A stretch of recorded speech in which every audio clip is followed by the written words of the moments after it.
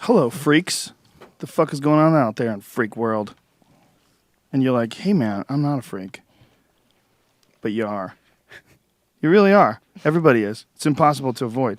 If you think you're not a freak, you're more likely a freak. If you think you're a freak, you're probably normal. That's probably the truth. If you're like, I don't fucking fit in, man, you're probably normal. But all you weirdos who think this makes sense, oh, fuck you. Fuck you all. I'm not a freak. Yes, you are. This episode of the Joe Rogan Experience podcast is brought to you by Squarespace. Listen, freaks, I know you need a website. Everybody does. I've been telling my fucking trainer about this shit for weeks. Like, oh my God, I gotta do it. Dude, Brian's done 100 of them while we've done the commercials. It's so fucking easy. Whoa. Squarespace lets you make a real professional-looking website and do it so easily. And you don't even have to use your money to try it. It's a beautiful situation.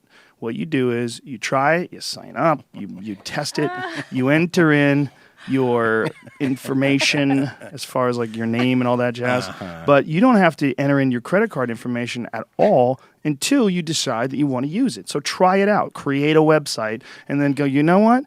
This is fucking easy. This is incredible. Bam, Shazam, Super Slam. And if you need Squarespace help, they offer 24/7 super fast email support. That's and awesome. Live online chat support. Yeah, you can create really easy websites. You can use your own images. You can create an online store in minutes. You could easily sell music, digital downloads. Say if you're a band. And you decide, you know what, man, our band needs fucking a way to sell our music online. You can do that on Squarespace. Whoa. Why are you fucking around? Why are you glued to your couch, you fucking lazy bitch? Today, just for once in your goddamn life, do it. Just get up and be the person that you could be. Live to your fucking potential. Go make a fucking website. You can put together an events calendar, social media integrations. You can, connect it to Twitter, Facebook, Tumblr. It also works on everything. It works on Android phones, works on Windows, works on a Mac, works on different browsers, which was always the big thing when you had a fucking website. Like some asshole has to try to break out like Netscape. Use your shit on Netscape and it comes out of boxes that are fucking stacked on top of each other. By the way, none of the websites created during the making of this podcast reflect reality. Tom does not like cock. He's a happily married man. To a woman. These are just jokes. His wife is here, okay? We have actual solid evidence that he likes women. His beard is here. Tom has butt sex in this house. And that is online right now. That's how easy it is to make a website with Squarespace. Well, you know what? This is it. I'm walking off. Come on. So disrespectful. My brother. All right. Easy with that. Use the code word Joe and the number 10, and you will save 10%. 10 for the month of October. You will save 10% off your first purchase on new accounts. Includes monthly and annual plans. We are very happy with Squarespace. We like them very much, and I cannot recommend them enough. I think it's a really fantastic resource if you want to create your own website. Go there, code Joe and the number 10, all one word, Joe 10. We're also brought to you by Stamps.com. Stamps.com is a wonderful resource for sending things through the mail. Oh my goodness, is it so much better than going to the goddamn post office and making someone weigh your packages and shit. Like, let's just say you create a website with Squarespace, then you could fucking sell the shit that you make on Stamps.com. You print up your own U.S. postage. They provide you with a digital scale. If you use the offer code JRE, there's like an old-timey microphone up in the upper right-hand corner. You click on that and enter in the code word JRE. And when you do that, they'll give you a $110 special offer, which includes $55 of free postage and a free digital scale that you are not allowed to weigh mushrooms on. No. It's a sweet scale, though. No. Don't you do it. And don't try to send that shit through the mail. Seriously. If you do, don't use the postal service. That's federal crime. Super illegal. what you need to do is hire someone who doesn't speak English and have them walk that shit there for you. There you go. Preferably somebody that just arrived. And from a really like safe country like Germany, somewhere like you're not gonna like red flag a German guy walking on. Most gets like this He's guy's fine. Blonde hair. He's probably just out cool. engineering or some shit.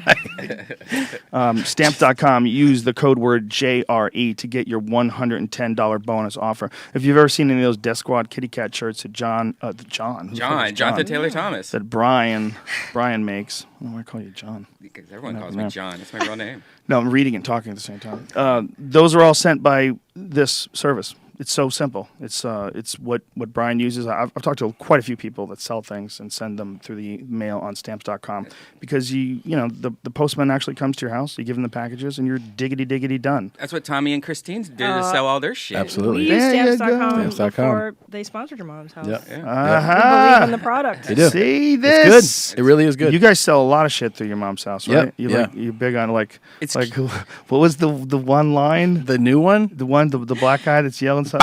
Bikes. Yeah. The new bikes shirt. Yep. Huge seller. It's so cute watching them like work together too. Like you go home and they have like their whole little setup and they share like turns like. You know what? We'll talk about that in a minute. Yeah, we'll yeah. talk about that in a minute because I do want to bring that up because you guys are adorable. Adorable.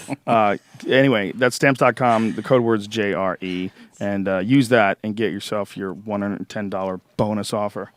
It's excellent product. Used by both Your Mom's House podcast and DeathSquad.tv. We're also brought to you by Onnit.com. That's ONNIT. If you haven't been to Onnit in a while, we don't just have supplements anymore. It's essentially we started calling the company a human optimization company, and this is a human optimization site. What we have is not just supplements, but we also have videos and there's blogs up and inspirational shit that Aubrey puts up. We're trying to sell things that we use. I'm trying to sell the things that I use as far as like strength and conditioning equipment, like kettlebells and battle ropes, all that stuff I use. Ab wheels and all chin-up bars, all these things that promote functional strength, as well as all the different healthy supplements and foods that we eat. We're just trying to sell you the best shit possible for increasing human cognition, for recovering quicker, for keeping your body healthy, for strengthening your immune system. All of the above. That's Onnit.com, ONNIT, and use the code name Rogan. You will save 10% off any and all supplements. All right, you dirty bitches. Tom motherfucking Segura and Christina, her last name should be Segura. Boom. Hit the music, son. The Joe Rogan Experience. Train by day, Joe Rogan podcast by night. I love All it. day. Booyah. Booyah. Tom motherfucking Segura, Christina motherfucking Pazsitzky. And December 31st, there's a big Death Squad show at the American Comedy Company in San Diego, California. And I know of at least one person who you can't even say his name who's going to be there because he's not contractually allowed to, but he's fucking hilarious. So that's at least one that you know. We can't even tell you who's on this fucking show is what we're trying to say. Yeah. Damn. Some top secret shit. It's Halloween. There might be zombies. I got my Halloween outfit also. It's Oh, badass. What are you going to be, Brian? A man. My hat is a tip.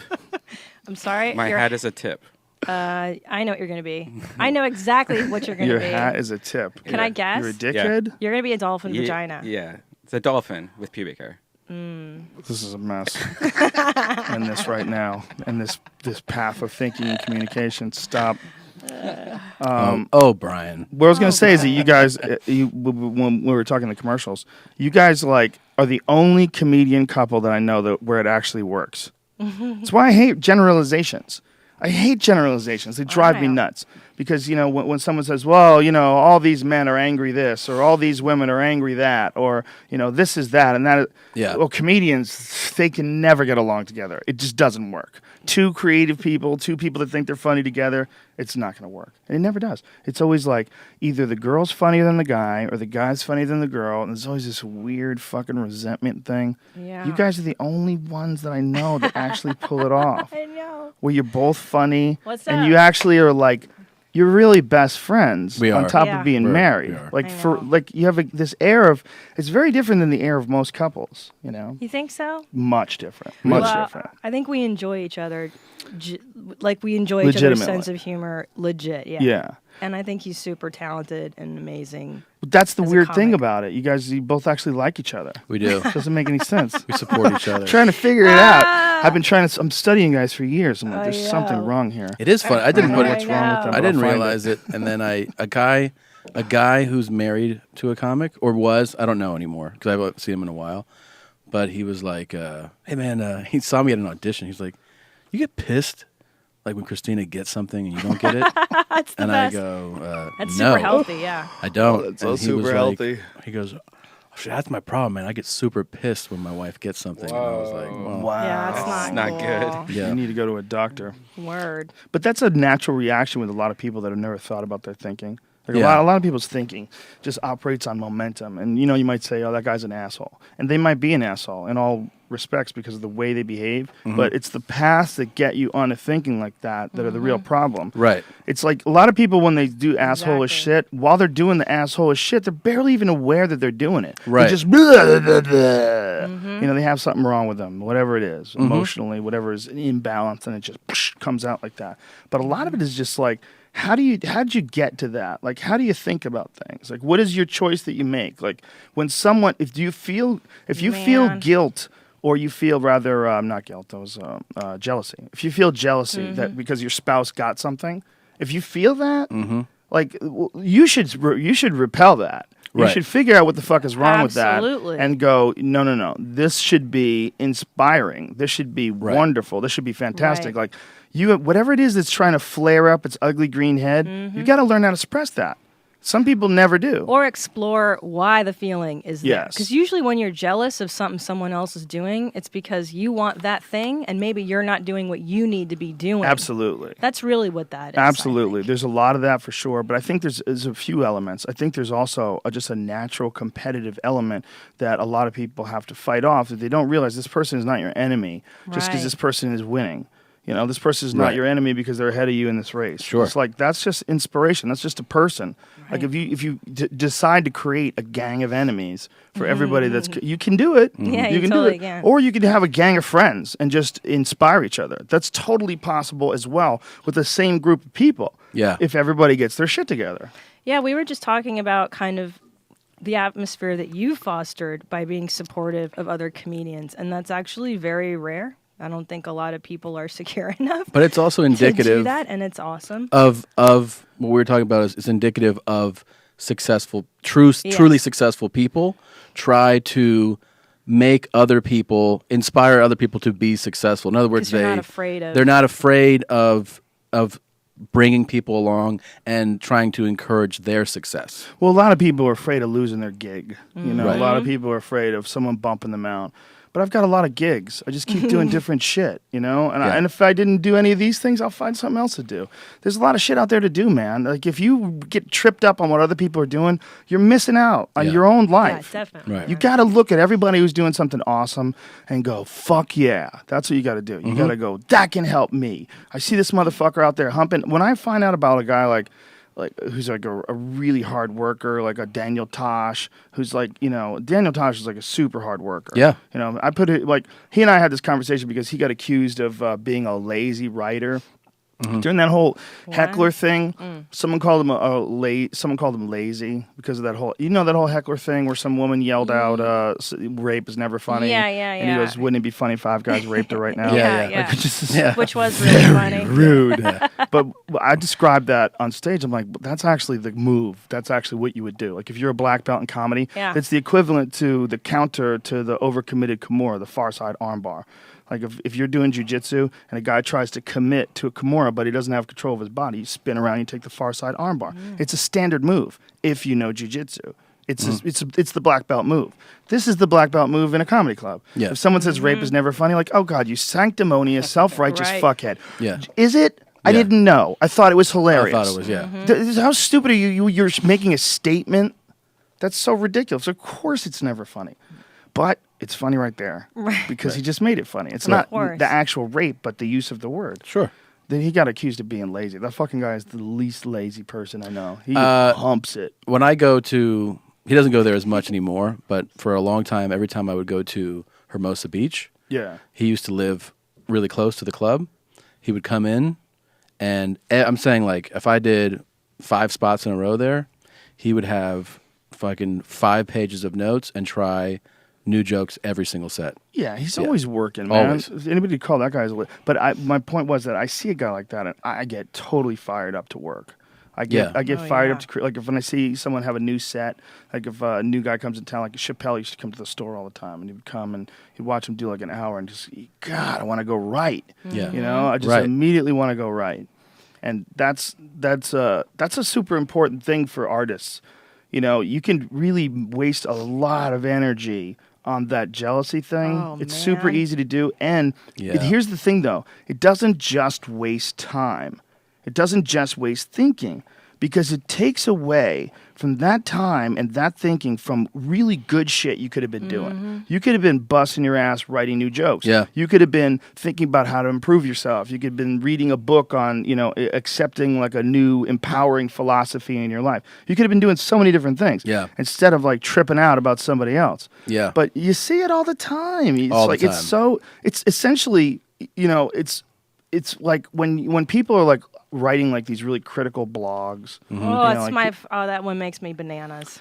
yeah, I mean, God they're damn essentially it. doing the same thing. Yeah. They're essentially doing the same thing. Because nobody is writing like these super hypercritical blogs. None of those people are like happy. None of those people are successful. No. Yeah. They're like they're in this weird limbo. I shouldn't say none of them. I said I hate generalizations and I made No, one. it's Yeah. okay. I'm a hypocrite. Well, it's kind of like, it's a little bit of that too exists in like, Disproportionate criticism. yeah, You know? but like almost like to go out of your way to like, you know, tag a YouTube Yeah. video as, you know, how much you hate it. You're like, it's really not about that video. man. You know, it's about other things. Oh, sometimes it is though. Well, yeah, Sometimes I guess. it's about that video. Sometimes it is, but sometimes it's not. Sometimes it's not. Whoa. The sheer volume of shit that's on the internet. Did you lose your power or sound? Disconnect? There we go. There we go.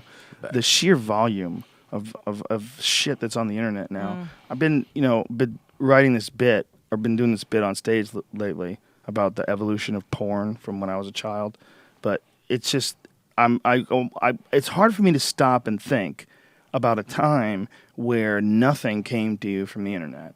Right. But I grew up in that time. Right. That was how I grew up. Most of your life. And most of my life. And so now when I look at it, it's just become this normal part of my everyday existence. But for kids, I can't imagine growing up with it. It's such a different world. The amount of information they get. And Yeah. actually, let's go back to this pornography thing, because we were just talking about that.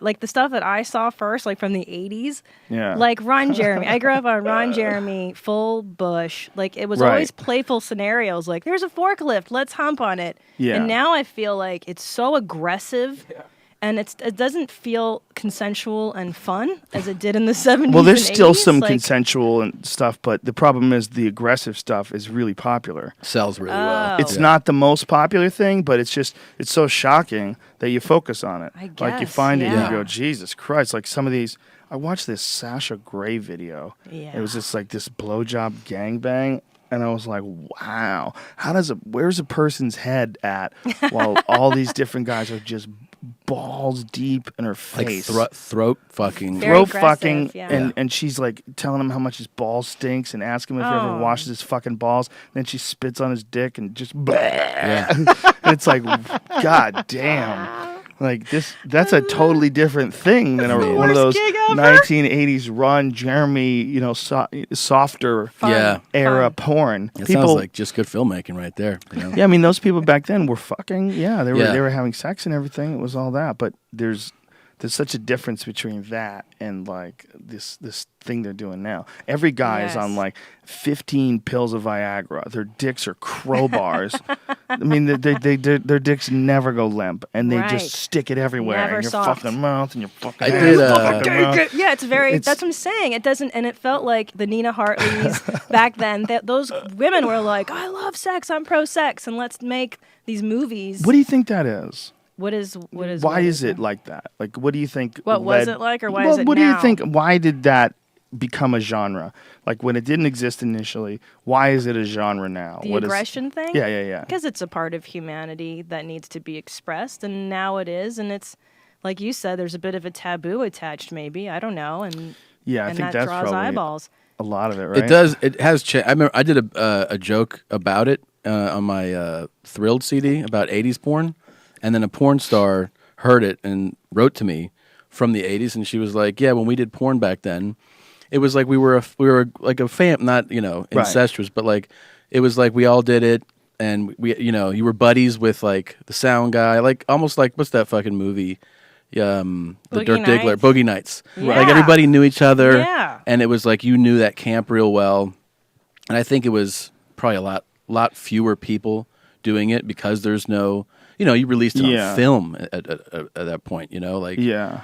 And then now it's like hold up your handheld camera. Yeah. They shoot fucking 1,000 scenes a day, and everybody knows.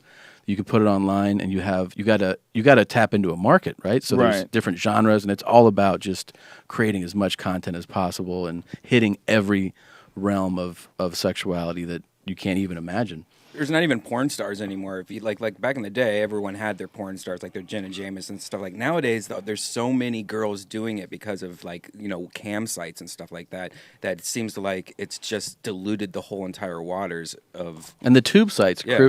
have been crushing that business. Yeah. From what I understand. Well, it's funny because that business is a legit business. It was making billions of dollars a year. It was totally legal.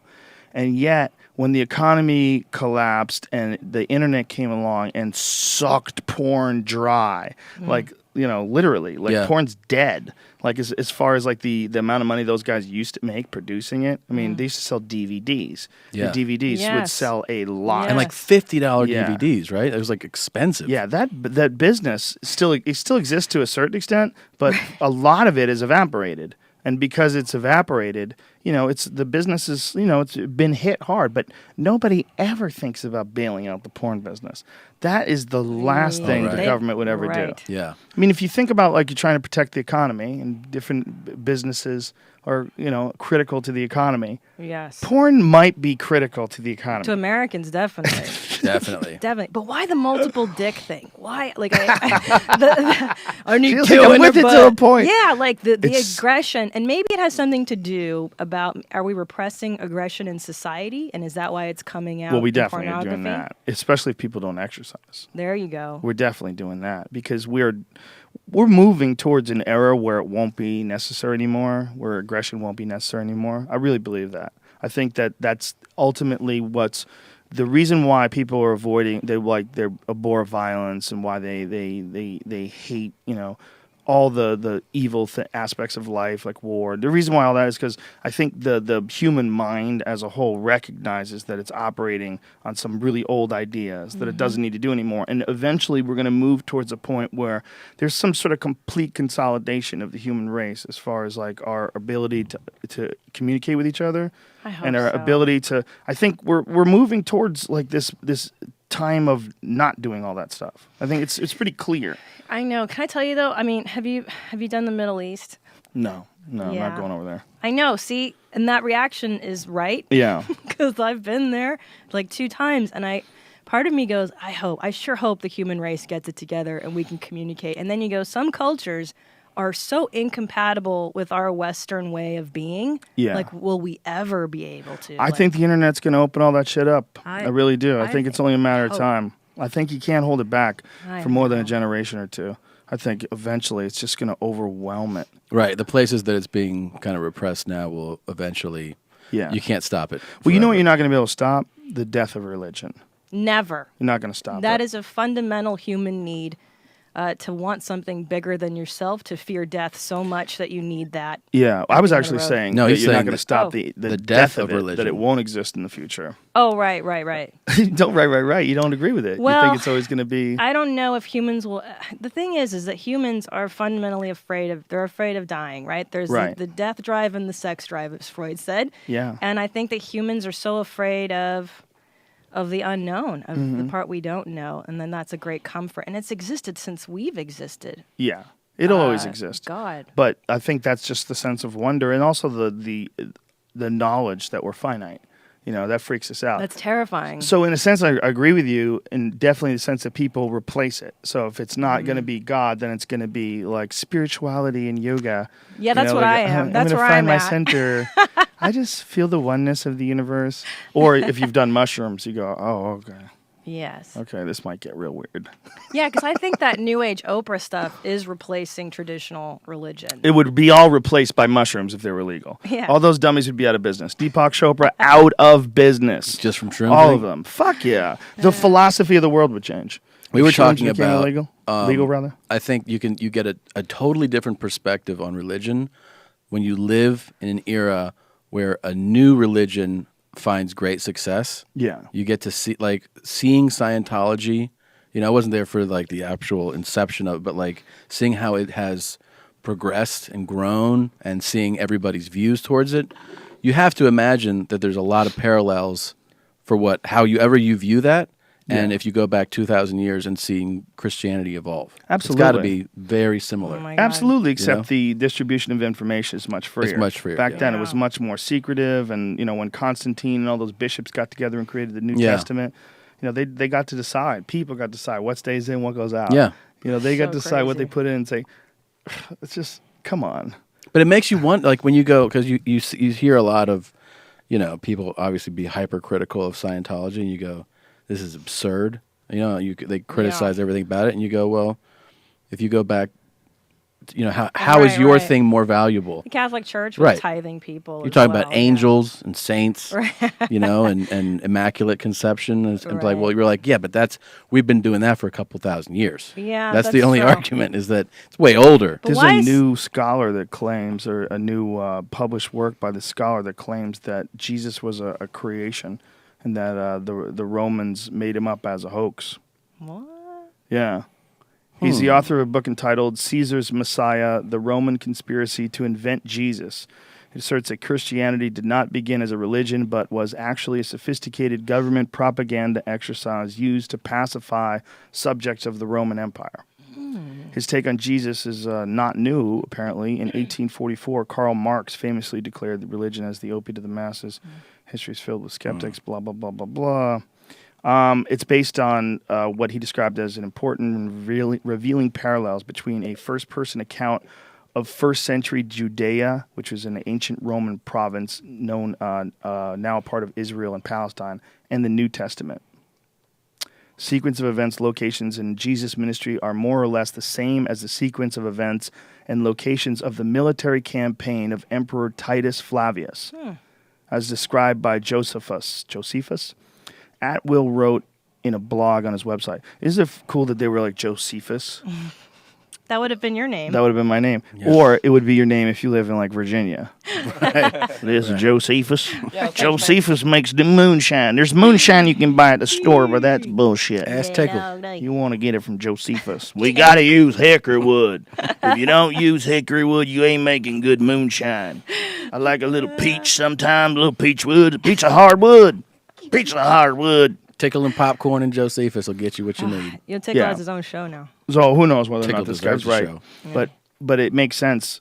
It makes sense what you're saying, that when you see like something like Scientology in Right. our lifetime, where go, it's L. Ron Hubbard. Yeah. That guy Right. lived. There's Yeah. photos of him. There he is. That's the Yeah. guy. And then you read the other shit that he wrote, and you go, hold on a minute. Yeah. Hold on a minute. No way. You mean like anyone can start one of these? I got a Dianetics book in the mail. I ordered it because when I first moved to California, I was, watching TV late at night. Yeah. It's like first time living out here, and I didn't know anybody. So I spent a lot of time watching TV, and there was an ad for Dianetics. I'm like, damn, I gotta get some Dianetics, improve my fucking life. I didn't know Dianetics was Scientology. So, I buy the book, and it comes to my house, and I'm like, I leaf through it a little bit. It seems interesting ideas they have, and these motherfuckers never stopped trying to get me to join. Really? They send you these things in the mail. They would send you these things in the mail constantly, like some new thing and some new offer, and come down here and get a personality test. And they're like very diligent. Relentless. They're Yeah. very diligent. They, and someone who, is this 94, someone who would buy one of those books because trying to get your shit together. Those are the type of people that you would really want to target. That's Sure. if you want to have a nice group of people that you can control. Yeah. No kidding. The vulnerable when you're at your lowest, right? I was in San Diego filming a show, and there was right by where we were filming, there was one of those personality tests, stress test, and the E-meter. And I went over there and I took it. The guy sat down. And it was interesting because I got a nice read from him. The guy was like in his 50s. He had no idea who the fuck I was. Yeah. So it was perfect. Yeah. So I sat down with the guy. There wasn't any weirdness. Like, Yeah. hey, is Fear Yeah. Factor coming back? Yeah. It was just some old dude who had no idea. What do you do? And I forgot what I told him. I don't think I told him the truth. Yeah. Or I told him a version of the truth. So I'm holding these things. He's asking me questions about like my childhood. Like, did you ever have a cat that died? Like shit like that. And I'm like, this is hilarious. And I'm like, what happens? These tubes are telling you what? What are they telling you? There's like a reading that goes through these cans. Tubes? You're holding on to cans. They're like coffee cans. And he's on the other end of them. There's a wire and it's attached to a machine. It's supposed to read your stress. Whoa. Yeah, and from that they can sort of give an assessment of and then they prescribe Scientology. Yeah, because aren't they called Nice. like any engrams or something where I don't understand it. you're scarred from certain moments of your life and then they go back and try to undo the scarring? Yes. Yeah. He told you what was wrong with you though? Was he like, here's what Yeah, you, what this was is- wrong with you? It's pretty normal, he said. Oh. Said I could use Scientology, though. Yeah. Of course. You can always use it. Assessment. Well, I think the deal with, like, Scientology or anything where a lot of successful people are a part of it, though, like John Travolta and Tom Cruise. And Tom Cruise especially is a very ultra-successful movie star and obviously a very driven guy. So you see him being a part of something like that, and you go, oh, well, this is obviously doing this guy like a lot of good. He's super confident and he's like really positive and So positive. radiant with his smile. And you're like, well, Yeah. if it works for this guy, He's so fired up. Yeah. yeah, I mean, if it works for him, like maybe Yeah. it's not so bad because you don't see like any Mormons that are like super ultra pumped to be a Never. fucking Mormon. No. They keep You're that shit right. kind of on the DL. Nobody's You know? excited to be Mormon. It's sketchy. yeah. Like when you Or know Amish. that when fuckhead was running for president, when Romney was running for president, and it came out that not was he just Mormon, but he was from a sect that broke away from the United States because they wanted polygamy. So they set up a compound in Mexico. Yeah. Everybody was like, dude, that's a wrap. yeah. Yeah. Done. That you take care. Oh, 40 and then the 47% comment too.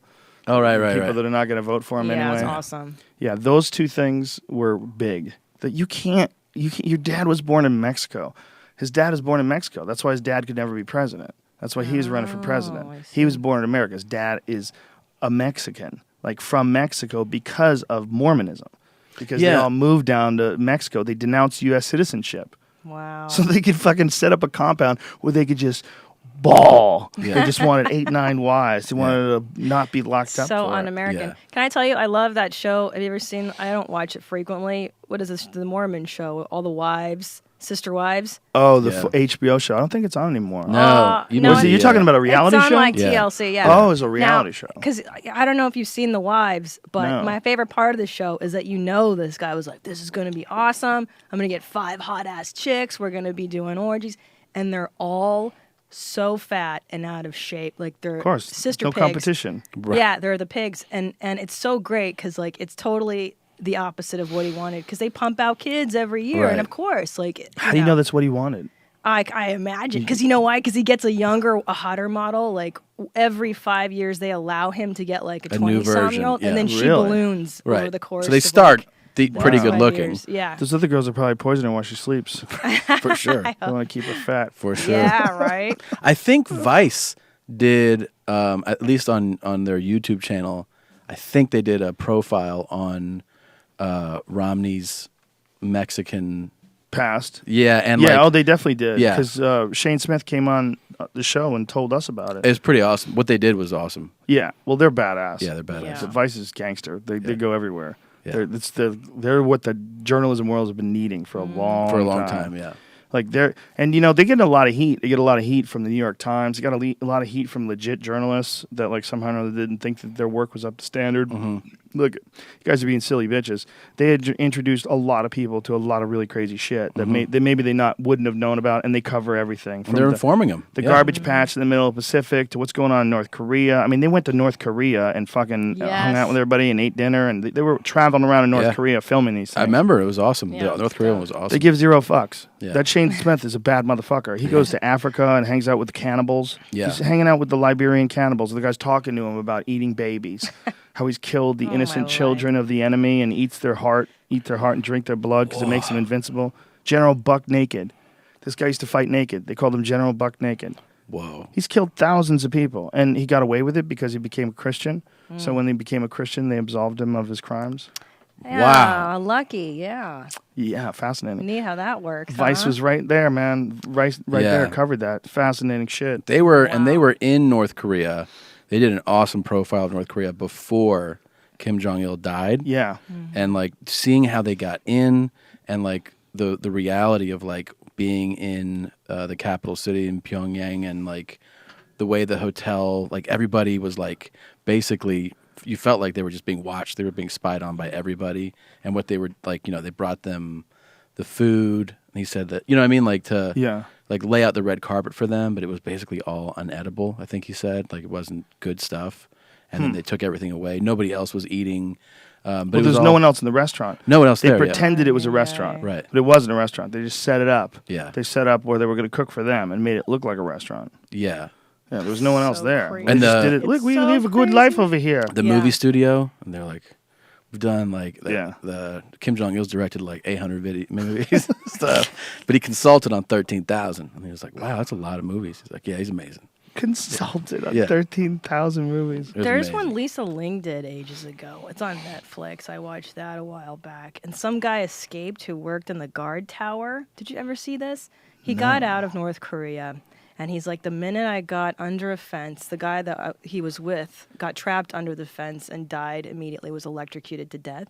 And he goes, the minute I knew I got out of North Korea, I knew that I had signed my family's death warrant. Because now they go after your family. They put them in that, what's that, their area? What is it? Like, It's the Camp slave 14, camp in the middle. whatever. Yeah. yeah. And he's like, I fucked over my entire family.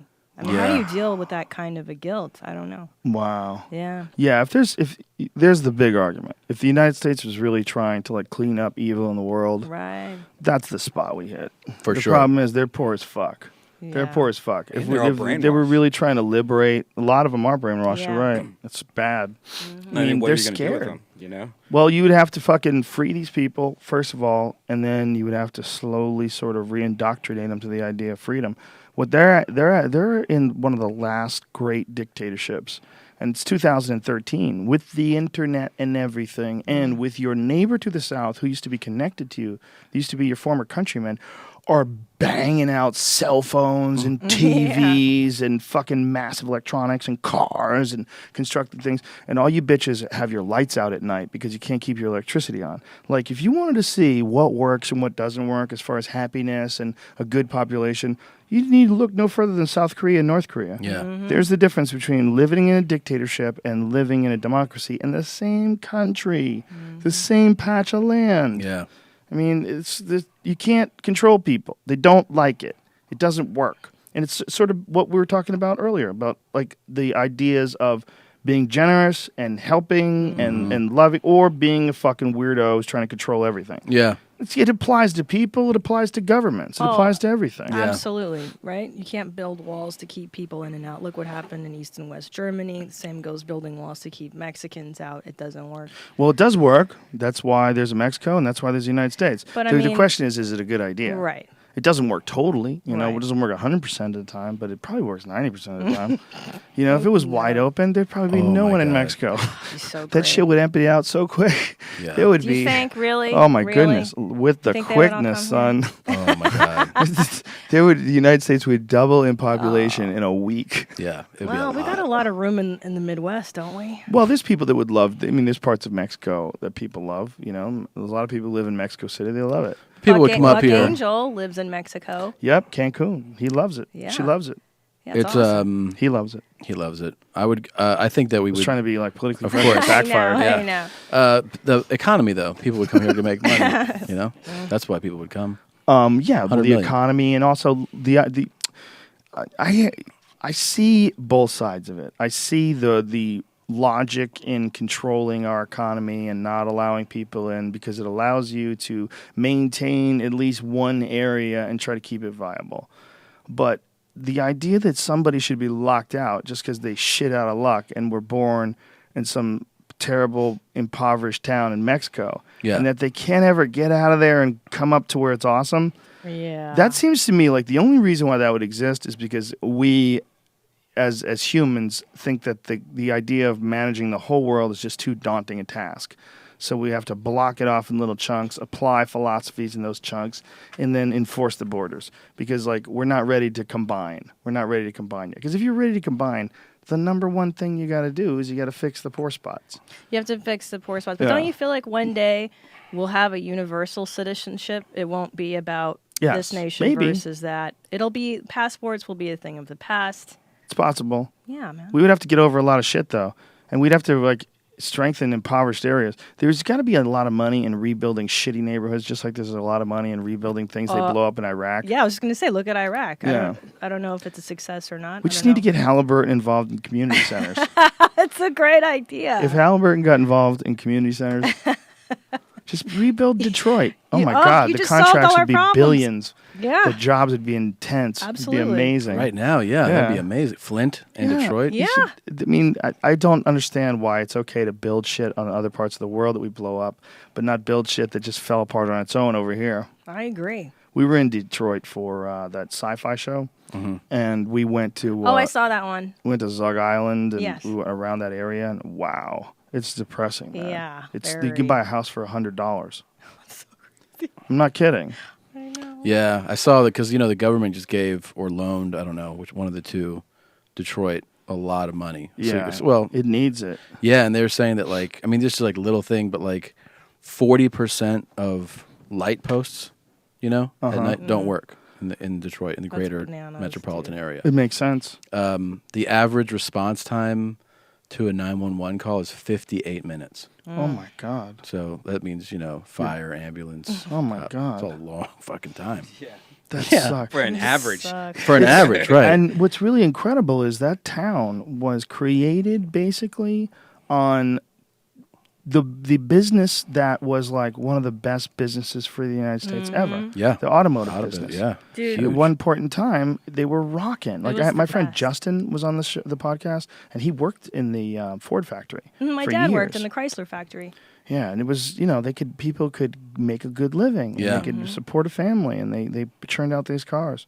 Yeah, but then when remember when when they all had the bailout for the auto companies, the big thing was that I think those guys overextended themselves with the offers of their benefits, because the whole thing was like, I think it was 20 or 30 years. I think maybe it was 30 years. Yeah. And then you got like full, incredible benefits. Right. And so you had essentially a lot of people that could retire at 50. Right. And that's one of the main things of why, So that's why they were losing money, because they had to pay these guys. well, eventually, I mean, the automotive industry became more competitive, so they're not as dominant. But then, one of the things that they said was a problem was that you have people who are essentially entitled to full benefits at 50 years old. Yeah, Justin was also saying that there was also jobs where it required you to use two people. That was a union contract, but they didn't really need to use two people. So you would have like 2-hour shifts. Like you would come in for 2 hours and do it, and then you could go leave and do whatever the fuck you want. And then another guy would come in for 2 hours, and you did 2 shifts a day. And you each did 2 shifts a day. And that's what, and you got paid for a full job. And it's just because of the greed of these auto workers, the unions, rather. Yeah, the unions, yeah. And then, there's also another problem was they made a bunch of shitty fucking cars. And that's not the auto workers' problem. That's the design problem and the engineers' problems. But goddamn, the United States made some terrible cars in the 80s. Yeah. I mean, they fucked up everything. They fucked up the Mustang. They fucked up the Corvette. They fucked up the Camaro. They fucked up all the greatest cars that the United States has ever produced, built. yeah. Fucked them all up completely. You mean like the designs? They were dog shit. they were Like the made late shitty, 80s yeah. and the early 90s, they were dog shit. They were the stupidest looking, ugliest fucking cars. It's like they were trying to tank it on purpose. Yeah. You go back in time and you look at a 1969 Mustang Fastback. Yeah. Look at like a GT 500 from 1969. Those cars were a masterpiece. The lines on them, the appeal of them, just look at them, just like artistically, they had this appeal to them. And then they tried to make cars more gas friendly because the gas prices went up because they had the fake gas Right. shortage where they fucked everybody and we ran out of gas, psych. Right. You know? Then they just from that point on, they all just went to shit. They couldn't have those big V8s anymore because they only got 8 miles a gallon. So instead, they started making these stupid 6-cylinder Mustangs. It just looked like dog shit. And the big thing now is that what gave a big boost, at least like to Dodge, was that they went to a throwback. It was like these look like the old Yes. designs, like the Dodge yeah, Challenger. Camaro. The Challenger's Camaro. so rad. The Challenger's rad. That's The yeah. Challenger gorgeous. really looks like an old one, but the Camaro looks like a new car. I mean, it's like it's got kind of a retro hot rod kind of a look Yeah, to it. it does, but it's still But, new. Yeah, Yeah, it looks badass. They have a new Trans Am. Oh, really? A Camaro Trans Am, and Can you still get the Falcon or the not Phoenix Trans on Am. the? I meant Z28. The rad. Trans Am was the Firebird. Z28, Firebird, right. and the Z28, the new Camaro, is faster around a racetrack than a Porsche. Really? Because weren't you in the car? Yeah, we were yeah, playing the video. Yes. The sound of it. Oh my god, it's Yeah. fucking. Was that the one that you can make the sound of? Not as good. I He can do I the do a Porsche. I terrible love your idea. sounds. I Thank you saw very them on much. Vine. Appreciate it very Yeah. much. Really good. Check Really out. good. I Well, was Brian really Callen, impressed. Check out Brian for Callen's whatever, Brian. whatever reason, likes hearing me do animal noises. I love your animal noises. I was so impressed. Your dog is impeccable. The bear is layered. Yeah. The noise is perfect. Yeah. And so is the lip quivering. Yeah. that the bear Yeah, I don't know does. what's wrong with me. Yeah. It's really good. It's really I good. really don't know what's wrong with me. I can only do a few. I would never say I was an impressionist because I can't do a lot of impressions. Like my voice range is not that good. But if it falls in my range, I can do it. Alex Jones, you do really Yeah, I well. can do that guy. And you can do Diaz as well. I could do Diaz. See, those guys are in my range. They're shouty, Yeah. loudy guys. Yeah. You know, Yeah. Very good. I can do some people, but it has to. Like you couldn't say, "Hey, do so, Justin Bieber." Yeah. No. Did you see that fucking video? This is the Z28. That's the car. Is that Jay Leno? Yeah, Jay Leno's a car fiend. That's his garage in Burbank. They took this. That's not the Z28. They took this Z28 and they took out everything. All the navigation, radio. Only has one speaker to let you know that the door goes ding, ding, ding. They took out all that shit to make it super light and put in a 500 horsepower naturally aspirated engine. He's got denim on, Jay Leno. He always has denim That's on. how he yeah. rocks it. Yeah. He's not growing up. He's a Toys R Us kid. Good for Listen him. to this thing. high-end parts like the Brembo carbon ceramics and so on. It's going to be more of the You hear that? ZL1, That makes it's, guys' 6.5. balls tingle. This will be- This is funny. It's the first time this car's out on the public street. I'm sure, at least in California. Look at that People are thing. getting thumbs up and times are going, hey, wait a minute. It's Malibu Canyon Road right there. That's right? because it's you, Jay. It's not for the car. That is a wicked car, though. As far as American cars go, that car badass. is wicked. What do you think? Should we get one? It's a nice car. How much does that cost? It's not that much. As far as like the kind of performance, I think it's probably going to be around 60 grand. Let's find out. New I'd like Z28. that. New But I like the, it black. The bargains are the Z28 and the Corvette. They have a new Corvette now that's fucking incredible. Yes. The fucking new Corvette is crazy. Oh, it's amazing. And the price is pretty amazing How for much what is you the new get. Corvette? It's like 60. 68, I think. They had it on the Stingray Z51? Well, they have The different. Z28 is the Stingray is the new the Stingray is the new Corvette price. The Stingray is incredible. Have you seen that? Yeah. Go to the see if you pull up Matt Farah, that dude who was on the podcast, a smoking gun. Here's there's that. Look like when I was a kid. Corvette I like the Stingray bra name, on the it's car. back. They You look like that? so cool. Wow, look at that. Look at that. Do you have to put a bra on it though? No, those are done. They don't do those anymore. Why did they do a People bra? have clear bras now. What? There's a clear sheet that keeps the chips. Oh. It was to avoid paint chips Oh, from okay. rocks. That's why people wrap What their do I cars know about nowadays. Look at this thing. Sounds like you behind the wheel. Yeah, buddy. Corvette, the first thing you're struck by is how light and nimble this car is.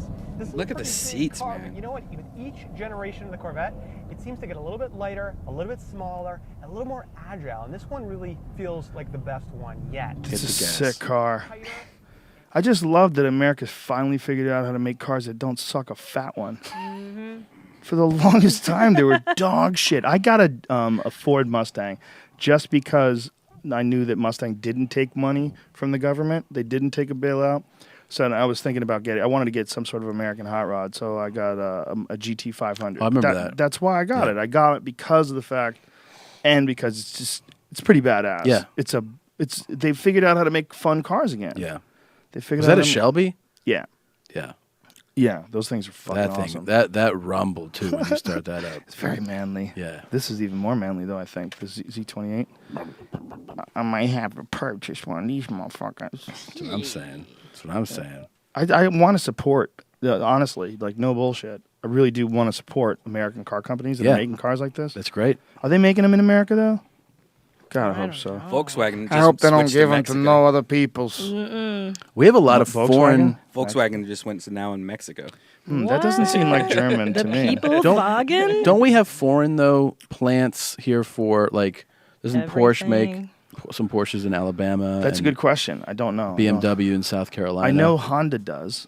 I don't know. Yeah. I bet I would imagine that other companies do as well. Yeah, I think Porsche's in Alabama. I wonder which if is that's so like weird. because it's easier to build the cars over here instead of shipping them. You know, like whatever it would cost you to ship them, you could probably make them over here with the same engineering. Too expensive. It's all to ship. robots. Yeah, there's a lot of it is, right? It's all automated. Yeah. We were That watching also some killed a show. lot of jobs. Yeah. Because a lot of it is automated. Yeah. But the precision that you can get in automation is, pretty goddamn amazing. Yeah, yeah. We could print out a car pretty soon. I bet you're right. I know. Dude, there's no bullshit, man. It's going to come. I think there's going to come a time where going to the store and buying things, people are just going to laugh at you. Right. Oh my God, you guys used to buy shit? That's so stupid. They're going to be able to just put, you're going to have a printer at home and you're going to keep ingredients in it. Carbon, silica, this, that, the other, various metals. And then you're going to say, build me a fucking TV, bitch.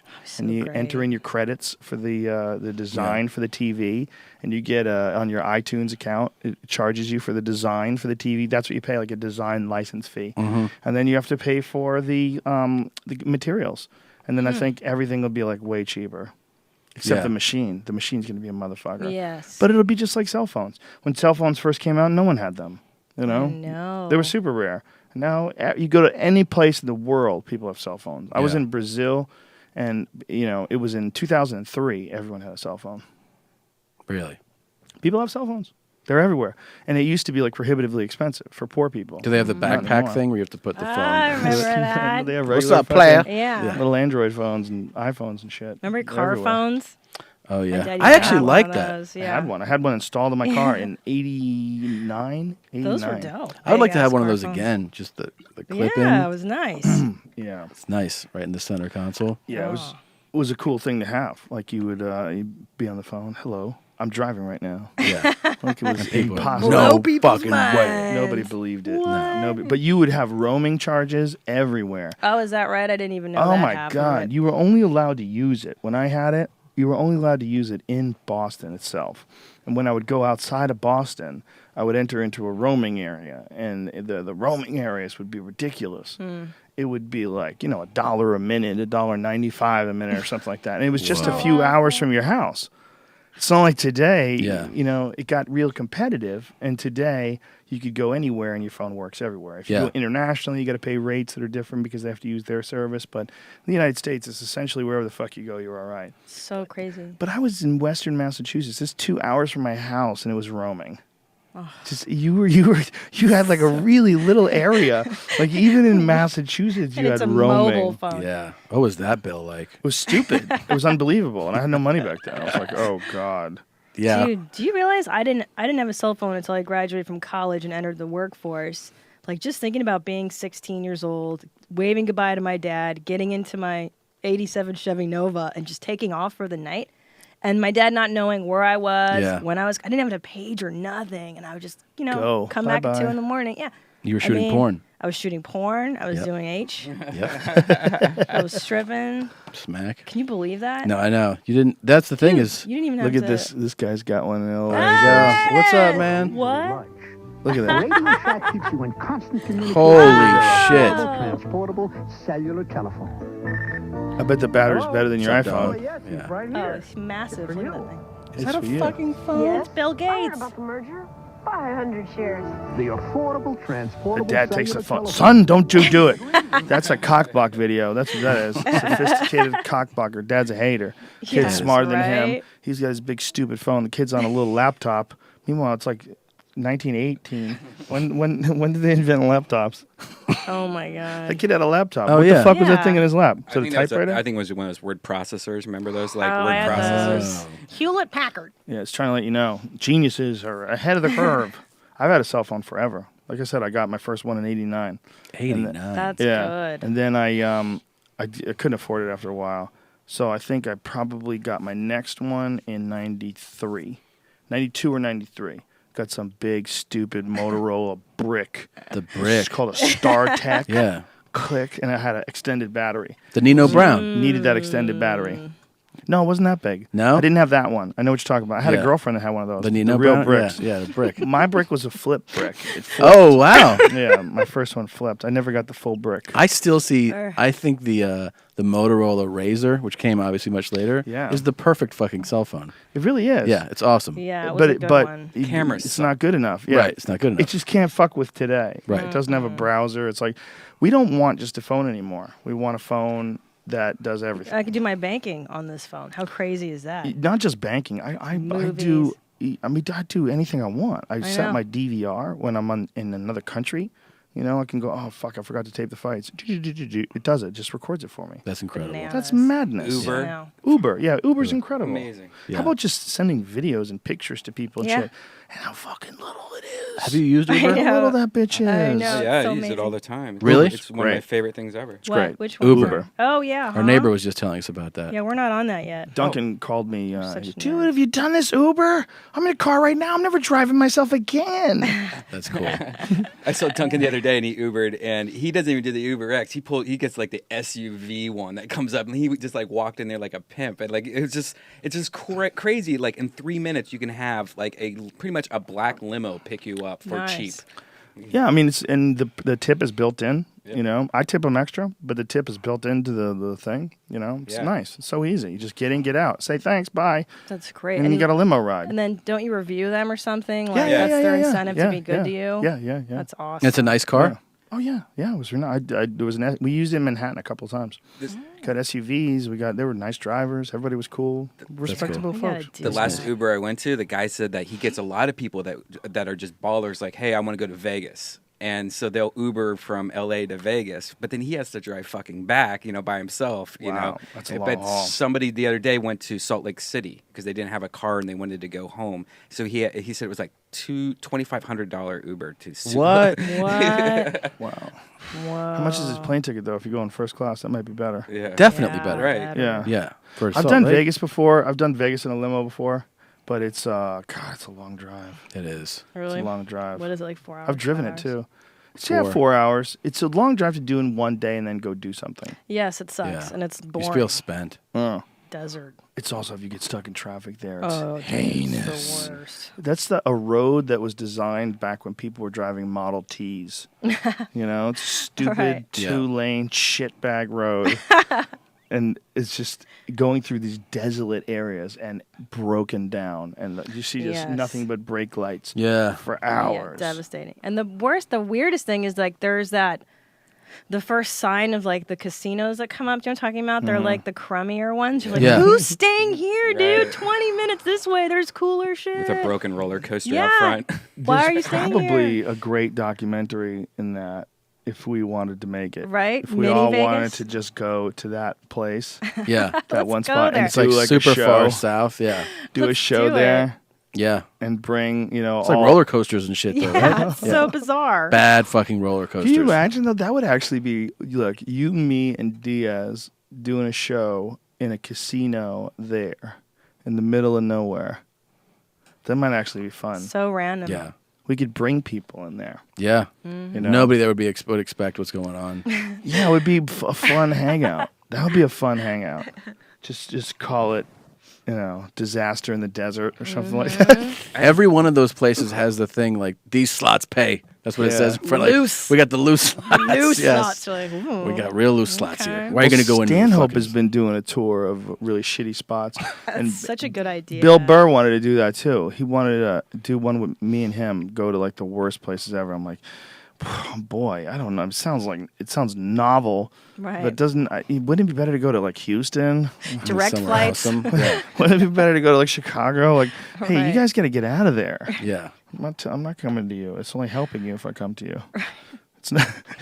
I'm only encouraging this bad behavior. I'm only encouraging you to stay there. Yeah, man. Yeah, Go. no. Move to a cooler Yeah. place. There's some places I get psyched to be back, like Chicago. I was talking to somebody about Chicago. Oh, Burr. We were talking about Chicago might be like the most underrated place in the country. Like as far as like doing stand up there.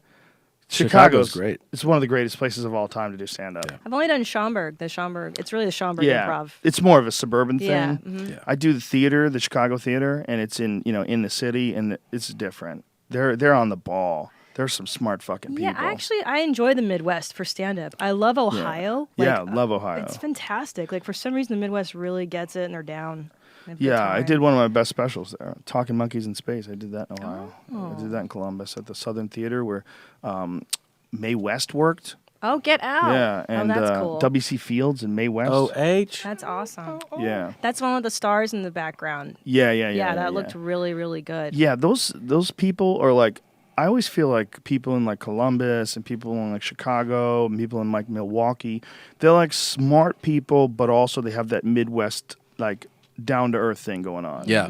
They might be in a city, but there's like a lot of people that are like real good people that are like, there's like when they call that area the heartland, like the salt of the earth, there's a lot of morons that live out there. Don't make no mistake about it. All right. There's a lot of the really farmy places in this country are filled with retards. Yeah. Right? We know that. But they're also filled with a lot of cool fucking people. For sure. Yes. And just like everywhere you go, you're not going to get 100% gems.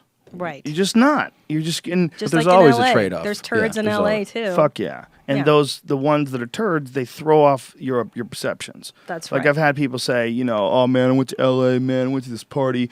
Everybody was so fucking full of themselves. We're all full of shit, and that place sucks. Okay, I believe you 100%. But there's 20 million people here. You can't find one. One party, Yeah. one night, one terrible clunk of humans. Yeah. And Yeah. you just got mixed up in the wrong tribe, son. The other You could have one- been hanging It out with is- us at and the that- improv. That's Yeah. what it is. Tribes. It's all Yeah. about finding your tribe in wherever you are. Yeah, and wherever you are. Yeah. People also talk shit about LA. A lot of times they'll be like, you from LA? That place sucks. And I'm like, I yeah. hate They're like, that. what'd you do? I went out there for like, whatever, 3 or 4 days. Oh, it Like, where'd you kills stay? me. They're like, Hollywood and Highland. And I'm like, Stupid. did you go anywhere? They're like, no, just right there. I'm like, so you hate fucking Hollywood Boulevard, man? Like, Yeah. what are you We talking do, about? too. I grew up here. Like, I that's fucking not, hate that part. It's I've not been here- indicative of the entire city. Yeah, I've been here since '94 and I don't go there. No, Yeah, it's for come on. tourists. It's horrible. It's a bad place. It's like saying know. one of my friends told me he hated New York, and he was like, it's the worst fucking city I've ever been. I'm like, really? Where'd you stay? Like, where'd you go? He's like, I was in Spanish Harlem, and I was like, but like, where'd you go? He's like, no, I just stayed there. Like, I stayed in Spanish Harlem. And I was like, that's all you saw? And he was like, yeah. I go, well, I mean, that's not. Yeah. You can't take in the city just in Spanish Harlem. You can't take in that city in a year. No. No. What you're gonna do is get a sense of like, whoa, there's a lot of motherfuckers here. Oh, yeah, dude. Spend 2 weeks in New York just going from one place Yeah. to another, just trying to check off a list of the interesting places, from the museums to the restaurants to going on Broadway. Like, New York is so strange that Broadway works there. Okay, Right. There's a fucking really so good true. reason why those stupid musicals and plays aren't I hate everywhere. them so much. I They're hate so musicals. dumb. Yeah, they're so They're a stupid. murderous assault in your attention Yes, span. yes. But New Thank York you. is so big and so awesome that it can actually support a whole community of people that pretend to like Who that the stuff. fuck- Do you think And they're make them pretending? millionaires. Yeah. Maybe they do like Ah. it. Maybe I'm just an asshole. Most likely, I'm just an asshole. The worst is that Andrew Lloyd Webber shit. I mean, it's so soul crushing. That's so fucking spirit crushing. And it's not even okay. It'll literally be like, "I'm lifting the bottle. She's lifting the bottle. We're walking down the street." There's no merit to any of it. I went it's to fucking see painful. Brian Callen had a teacher who was a theater teacher, and Brian always gets sucked into, because he's such a nice guy, always gets sucked into going to these things. They drag him to these things. There was like, I'm doing a performance. I would love it if you came. Oh no! And he's like, I gotta go. So the guy was gonna sing show tunes. And so Brian calls me up. He goes, listen to me. You must come with me. I'm about to see my theater teacher sing show tunes. It will be most excellent. And by the way, he's going to be very sincere. So we went and watched this guy sing like these sincere shows. Holy shit. And I hope you have a drink when you really want to drink. Like that kind of stuff. Earnest, yeah. That what you're talking about, they're almost like doing dialogue. Yes, just but say it. Singing. Yeah. They're not even rhyming. It's No. so it doesn't even make sense. Why are we singing the song? It's You guys don't terrifying. get it. That's why they're singing We the must song. not get it. We're gonna get some angry. And he was really good. I enjoyed it. No, He I- did. You pieces- enjoyed it? I enjoyed it. Can I- Okay. I was so high. I was There you go. I was so That's how high, you enjoy my that. feet were barely touching the ground because all I could think about was the amount of space that's in an atom. An atom is almost entirely made out of space. And so I was thinking of while this guy was singing, I was like, why do I even feel the ground? This is all bullshit. You know, That's this what is- you were There's enjoying. no real. Yeah. This is all space. Why does it feel hard under my feet? And that's what I was thinking about while this guy was going. Was that "And I here? hope you have a drink. Yeah, it was on Hollywood. It was on Hollywood Boulevard, someplace, I believe. It was a nice place. Dude, I think that that Heartland area, though, not just Chicago, that whole area is underrated for stand-up. Oh That's yeah, an for awesome- performing. Yeah, For quite, performing. quite good. You know Yes. what's kind of fucked up is that not a lot of stand-ups came out of Chicago. Like if you look at like Houston, some of the all-timers, Bill Hicks, Sam my Kinison. favorite. Yeah. You know, there's a lot of great fucking comics came out of Houston. Yeah. To my two all-time favorites right there. And so, you know, you compare Chicago to Houston, Chicago's way bigger. Like, why doesn't Chicago have a gang of comics? Look at New York. The list of comedians that have come out it's endless. It's Endless. pointless to even start. Look at LA. Pointless to even start. Look at Boston. Smaller than Chicago by a good margin. And the amount of great comics that came out of Boston, staggering. Yeah. Chicago, you got Larry Reeb, you know, your Uncle Lair. Remember that guy? No. No. He's a funny guy. He's Never a funny heard of guy, him. Chicago guy. He was on one of those Rodney Dangerfield HBO specials. Oh, those old. But a lot of comedian improv specials. guys. Yeah, I have to Sketch pee improv really bad. guys. I'll be right That's back. true. Yeah, they all That's do true. sketch and improv. Maybe that's what it is. Second They're- City They're from like Chicago. goofier. They're not analytical and That doesn't make angry. any sense. Yeah. Why, I the know. stand-up is better. They know it. You know it. I know it. Why wouldn't they do that instead? It's the funniest shit. If you want to go see, if you want to see something really funny, you go see a great Go see stand-up. stand-up. In my opinion. And the other area, I always have a good time going there, but I don't know that many. Well, actually, Minneapolis. Swartzen came out of Minneapolis. Yes. He's a super fucking funny guy. Yeah, he's hilarious. I don't know that many other people from Minneapolis. Why do I want to say that Mitch Hedberg came out of Minneapolis? He is from Minnesota too. Yes. Yeah. Good one. Yeah, Mitch he Hedberg actually recorded one of his CDs at Acme, right? Didn't he? I don't know if he recorded one there. I recorded one there, and I'm doing a place is special there. awesome. I love Minnesota. Doing a special in Minneapolis. I love Minnesota, period. I It's like awesome. it. It's beautiful awesome. up there. Yeah. It's cold as fuck, but I'm going it's right nice. before it gets on. I'm going November 9th, which is basically once you get into January, February, it's fucking terrifying. You can unbelievable. get free tickets to go to that special, by the way. Yes, you can. TomSegura.com. Sweet, man. Please googly moogly. come to my special. I can't, but I'll tell people to go. What Yeah. day is it? November 9th. November 9th. Yeah. Yeah, son. Yeah, I picked it because I actually literally have never had a bad time doing stand up in Minneapolis. Yeah. It's that good. Yeah, so that's I'm in Edmonton that night. I took You're in way a colder bigger place. risk. You're in a colder Yeah, place. yeah, I'm Yeah. at the River Creek. Edmonton's fun too. You ever go up there? I've never been there. I've done Winnipeg, Good times. Calgary, Toronto, Vancouver, I love Montreal. Toronto. Toronto's Toronto's God, amazing. that's so fun. Yeah, we did 2 That's nights in Toronto. We did the Sony Center, right? That what it Yes. was?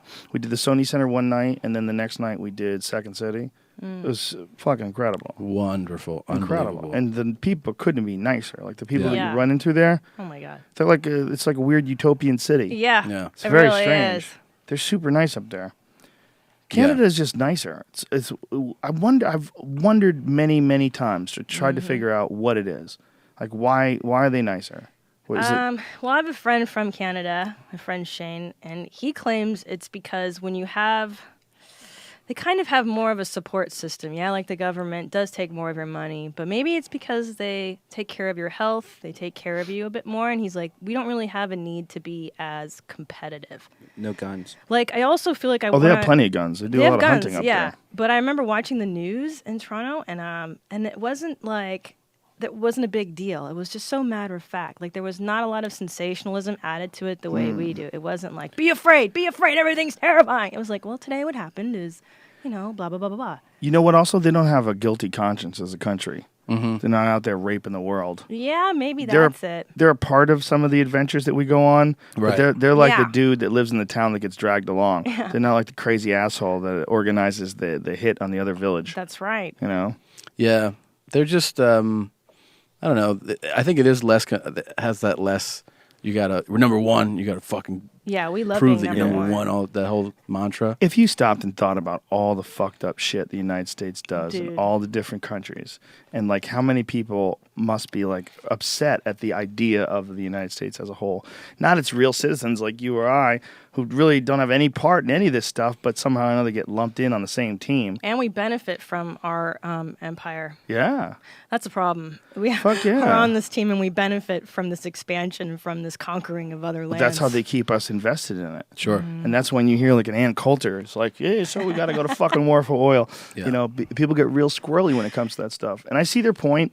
I see their point if I looked at the world the way they do. And I think a lot of people look at the world like there's these people in these other parts of the world, and these people are evil, and these people, they hate you for your freedom. They hate what you stand for. Their religion is based on hating you and wanting you dead. I get that. And all that oil, too. There's a little bit of that there, too. It's just convenient that those Yeah. same dummies are the ones who have the oil. Yeah. These dangerous dummies also have weird. the oil, so we got to go and check. Coinky dink, huh? Isn't it funny? And they're always like, their religion is so unreasonable. You're not even allowed to draw their guy. If you draw their Right. guy, they'll fucking kill you. I wouldn't even Right. say that you're not allowed to draw the guy. That might get you Right, I killed, know. too. So it's like it's all set up so that it's perfectly reasonable for us to go over there and fuck them up. Yeah. It's almost like if you wanted to play some long-term geopolitical chess. Long-term geopolitical chess means you got to ensure that you're going to have some enemies to defeat in the future. You can't you can't destroy people and then build up a new empire from scratch. You got to keep some enemies active. You got to keep them healthy, because if you don't have any conflict, you're not in business anymore. Right. That's a So good point. you empower these countries. So it's like when the United States, and this sounds like total hippie InfoWars nonsense, but it's a fact. It's been going on forever. The United States armed Iraq. It was a Bill Hicks joke. We know they're heavily armed. How do we know? Yeah. We checked the receiit. Yeah. Right, I mean, they. What's this one do? Yeah, they armed Iraq. They armed Iran. They've armed the whole. Remember the thing with President Reagan, where he got in trouble because he sold arms to Iran, and then he had to testify, and he said he couldn't remember. Yeah. I mean, they have been doing it this way. We provide a lot of arms to a lot of countries. They're chess masters. These are war masters, Yeah. and war masters play chess. And chess is a long-term game. And you don't want to, if you want to keep a fight going, and you want to keep getting money, and keep extracting money from the society that supports this, you don't ever crush your enemies. No, it's That's not why they pulled profitable. out of Iraq in the first place. The first Desert Storm, when we first went in there, they decided not to take over Iraq. They got in, they crushed the enemy, with almost no resistance. The only casualties were because of a Scud missile hit barracks and killed 80 people. But that was the only people that died. Other than that, it was a few people died, and a lot of people got sick after the fact when they found out that they were using depleted uranium, and people got some serious radiation sicknesses and things. But when they got to Baghdad, they decided not to take it over. Wow. Like, yeah, we'll just get out of here and leave. So they left Saddam Hussein to run the country after they crushed him. Yeah. And he basically ran it the same way he always ran it, with his crazy sons. They fed people to dogs.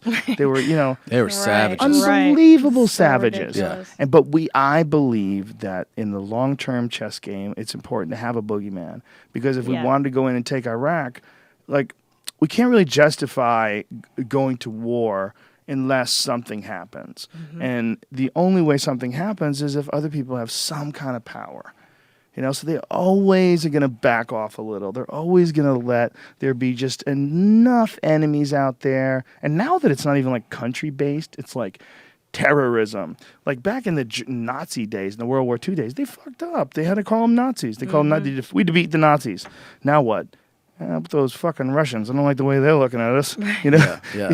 They ran out of enemies. But with terrorism, you never run out of enemies. It's really brilliant. And you need that for the sale to Yeah. know to do the sale to the public, to be like, you know what, we got to do this because here's the terrorists, And they're then everywhere. You go, oh yeah, And we got to they're- go do something now. And they come with a bunch of different names. They're confusing as fuck. They're Al Qaeda. Yeah. They're the Taliban. They don't wear a uniform. Which is the difference? Right. Is it Al Qaeda part of the Taliban? Yeah. They start out with the Taliban and to break off into a much more rebellious faction. And I'll tell you, you have no idea how many bases we do have in the Middle East. I mean, when I did Saudi, Over 100 so many.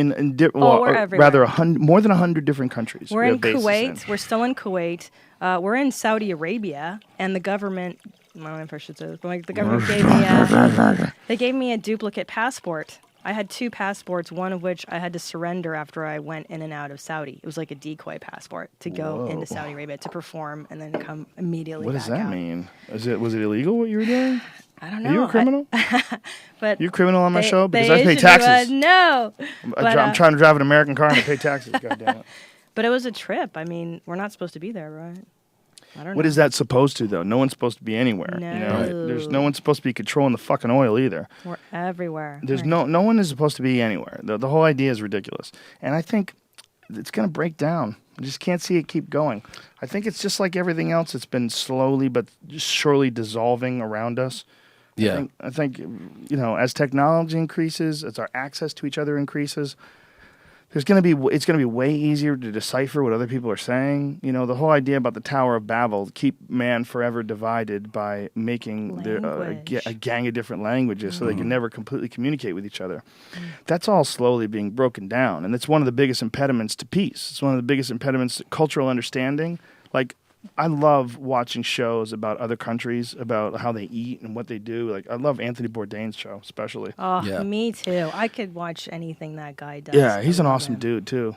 And he goes over to Egypt. They eat camels, and he was there when they slaughtered it. They killed the camel in front of him and gutted it and slaughtered it, and and they're all cooking. They eat it with their hands. They all it's really kind of crazy. Like when you never shake hands with your left hand, Right. Because they don't Yeah. use toilet paper. They wash their assholes with their left hand, and they eat with their right hand. So they shake Yes. hands with their right hand. You keep your fucking right hand clean, bitch.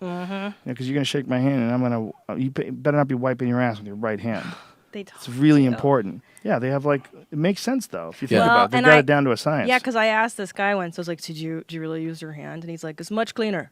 And when you think about it, he's like, "You Americans, you take toilet paper and then you mash the shit against your Yeah. ass. Like you mash it against you. It's So disgusting." stupid. He's like, "Me, I take my hand, I use my hand, and then I wash my hand." I'm like, "Do you use soap?" He's like, "What soap?" What soap? But the point of the story Soap is what makes you smell not like you. But didn't you see them shitting off of the? I was on an oil platform in Yeah. between Iran and Iraq, in the middle of nowhere in the ocean, yeah. And it's a mile-long platform, half American Marines, half Iraqi soldiers, and we're teaching the Iraqis how to guard their oil. That's the theory. And anyways, the Iraqi barracks, I got to tour them. Not so nice. Like those dudes were shitting off the side of the platform, and then the fish that were eating the shit, they would fish those fish and then eat the fish. Oh. Yeah, a lot of filth. What about Buttfuck Thursday? Oh, I don't know if that's just negative propaganda. Oh, okay. Man Love Thursday, that's what the Americans say that they Sam have Tripoli butt claims sex. it's 100% fact. Yeah? According Has to he Sam seen Tripoli. that? He said he knows Has he things. done it? He's Yeah. been there. Fight crime, Been bro. down there. Crime fighter, bro. Crime fighter, bro. Fucking gigging. I'm shady. Gigging. Gigging. Yeah, they're I'm shady. nasty though. Their mattresses were all brown and grody, and So they just lay live on the like floor. savages. Yeah, they Wow. don't give a shit like we do about. Is it hygiene because stuff. they don't give a shit or they don't have the money?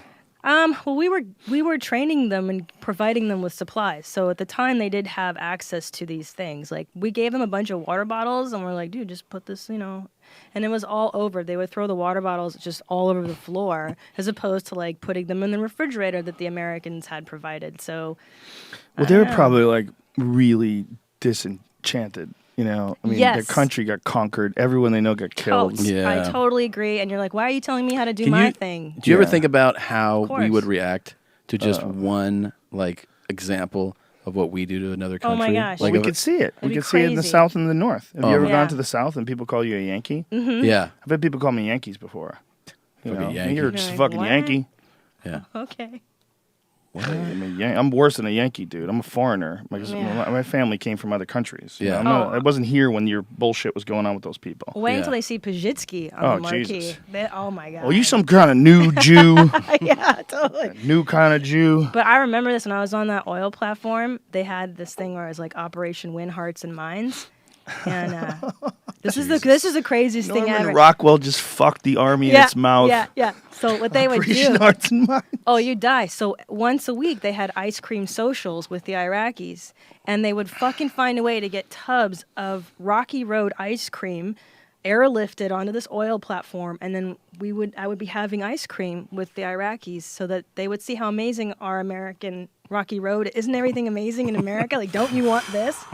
Yeah. And they're like, yeah, this is pretty good fucking ice It's going cream. to take Yeah. back my grandmother getting her head blown off in front of me. Right. I'm defecting. This is amazing. It's got chocolate chunks in it. You don't like that? Wow. Does it make you forget about your Wow, I grandmother? lost almost everyone in Right. my family, but I think it was worth it. Yeah. Because this is Right. cold, It's like a and swirl. sweet, Right. and delicious. That is so hilarious. You don't remember your nephew now, right? Yeah. Fucking ice You cream. don't need man. your kids. You've got Rocky Road. That's so hilarious. Yeah. So that was What a interesting weird stuff. fucking thing it is. What a weird fucking thing it is to just go into another country and kill everybody and then give them stuff. And then we need to set up permanently here, guys. After we've killed everybody, we're going to be here a while. And they we gotta be don't, like, okay. we don't think you can do this on your own, even though you did this on your own Right. since like the 900s. Yeah, right. Right. And they have to go. Okay, you're right. We won't get upset. Well, that's the second time that someone has done that to Baghdad. It's I've been listening to for the past couple of years Dan Carlin's Hardcore History. Yeah. I guess about a year and a half. And he has this amazing series about the Mongols. It's called the Mongol invasions. What, Love are you those. like? Well, Hungarians are Are you guys one of the part Mongols? Mongols, yes. Really? The Mongols fucked all you. That's The why. Huns, yes. Yeah, they came in and fucked everybody. Yes. But he has this whole piece about them taking over Baghdad. And you kind of understand why the Middle East is so fucked up once you hear it. They killed everybody. They threw all of their writing into the river. They said the river ran black with ink and red with blood. Killed everybody. Like literally killed everybody. Like they killed 1 million people. Like they would kill people.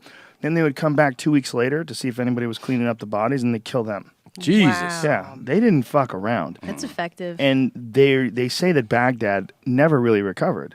And like essentially in the 1200s, 12 whatever it was, when Genghis Khan did all that crazy shit, from then until now, they've never recovered. But back then, they were the pinnacle of civilization. Like Yeah. they were like scholars and scientists, and they were excellent keepers of records.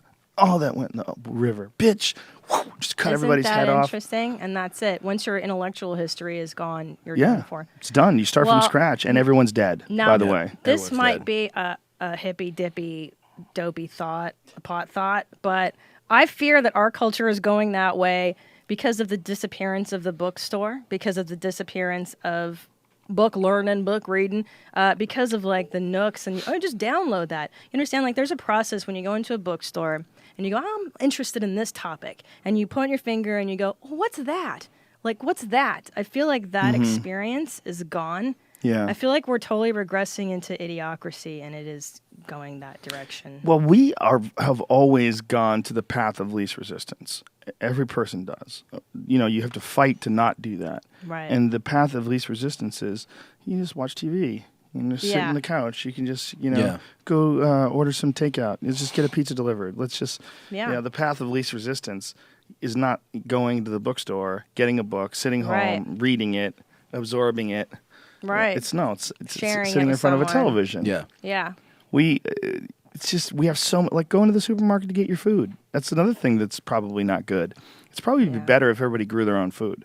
If we had I like would community love to. gardens and Yeah. everybody grew their own food, and and even if you don't eat meat, all you really need is some chickens. If you have a bunch of hens, they lay eggs. You don't have to. You're not killing a chicken. Right. Like those eggs will never become a chicken unless a rooster's in the house. Right. So if the rooster's banging them, then those chickens have the potential Right. to have a baby. But otherwise, they're just laying eggs that are free food. Right. You feed them, you give them your table scraps, like vegetables and stuff. They eat it, they love it. You let them run around your yard and pick up your grass. That's like a smart way to live. The way we do I it, love we're it. not connected to our fucking food. And I think that, just like being not connected to information, not reading books anymore, not exploring and learning ideas, that's bad for you.